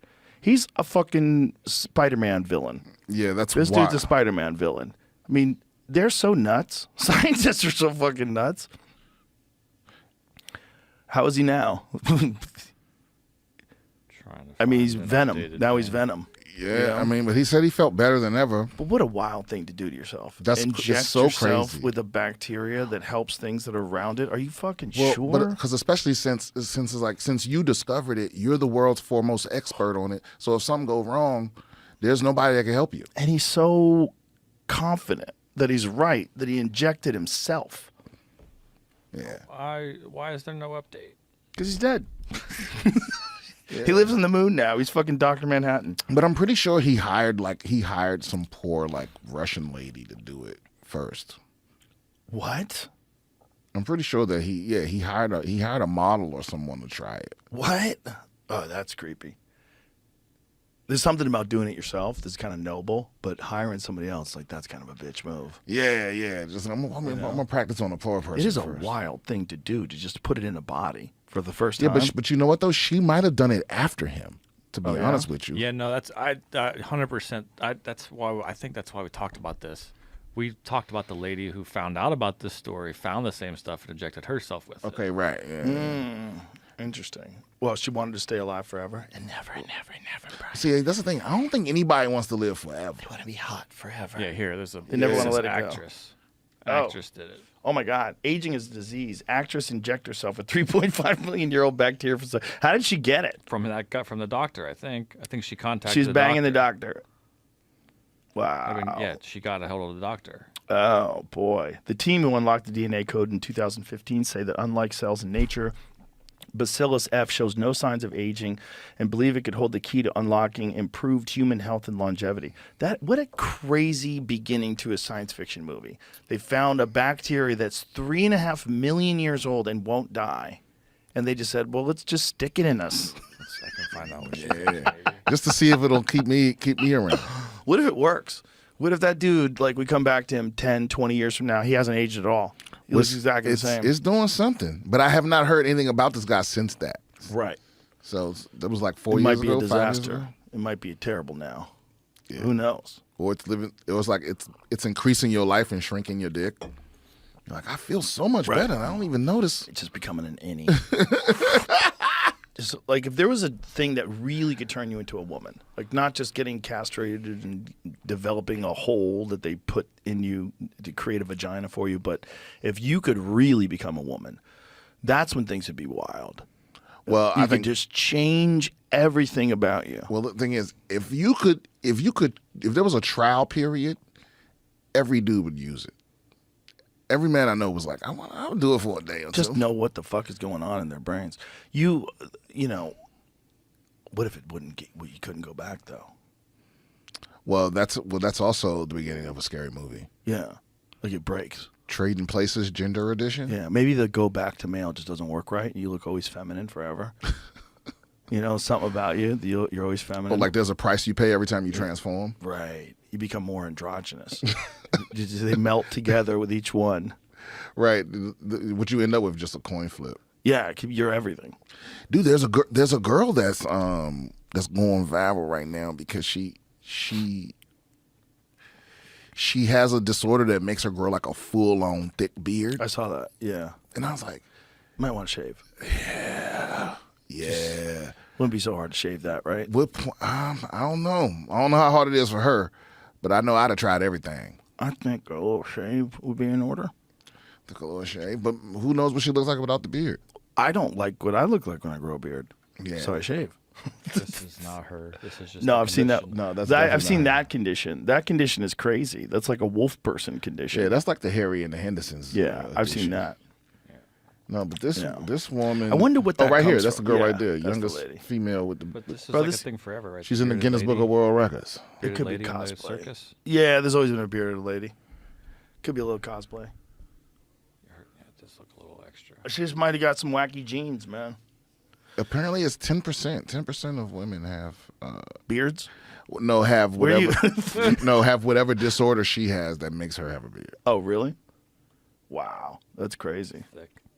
She's very pretty though. If she got rid of the beard, she'd be hot. Shave that shit. But I just can't imagine going through the teasing and shit. But don't you think that you get a lot of attention for being a lady with the beard too? But is it the kind of attention you want? I don't know. No. You have to ask her. No. You have to ask her. In this day and age, you might be able to get away with it. You know, this day and age, like being a woman with a beard is kind of wild. So I went from never hearing about this lady to the first thing someone sent me a video of her talking about how like her problem is that the dudes that's into her are very like effeminate, and she's actually a very girly girl, Right. And she wants manly men, but manly men don't want Right. a girl with a beard, So shave.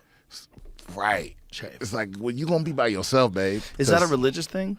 no, the beard thing? Yeah. Is she not allowed to shave? No, I don't think it has anything to do with religion at all. So she just decides, accept me for who I am. right. Because are there religions where women aren't allowed to shave their face? I don't think so.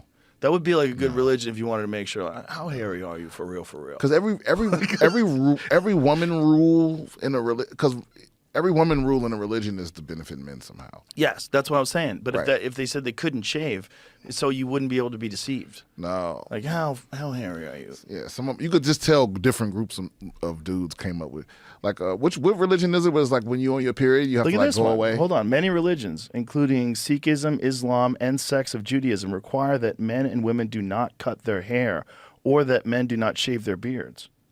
So if the women can't cut their hair, they can't cut their face hair. No, they can. Are you sure? Yeah. That just said they couldn't. Many sects. Is that what he said? Many sects of it? Is that was the terminology? Yeah, I mean, Well, I think the hair they just mean on their head, it does, but right?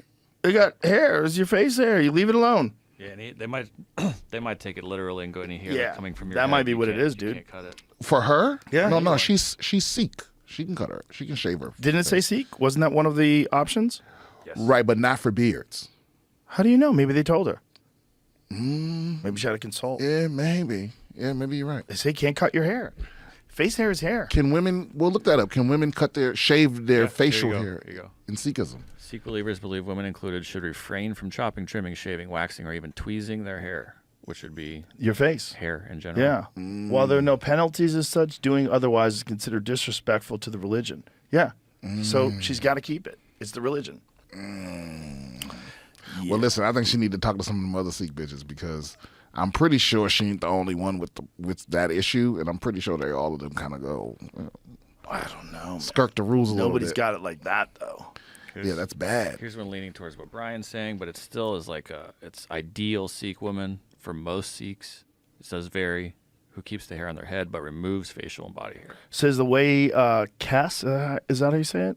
Is performed for Sikh women is currently heavily influenced by patriarchy. The ideal Sikh woman for most Sikhs, of course, this varies, is one who keeps their hair on her head but still removes facial and body hair. Heavily influenced by patriarchy. That's funny.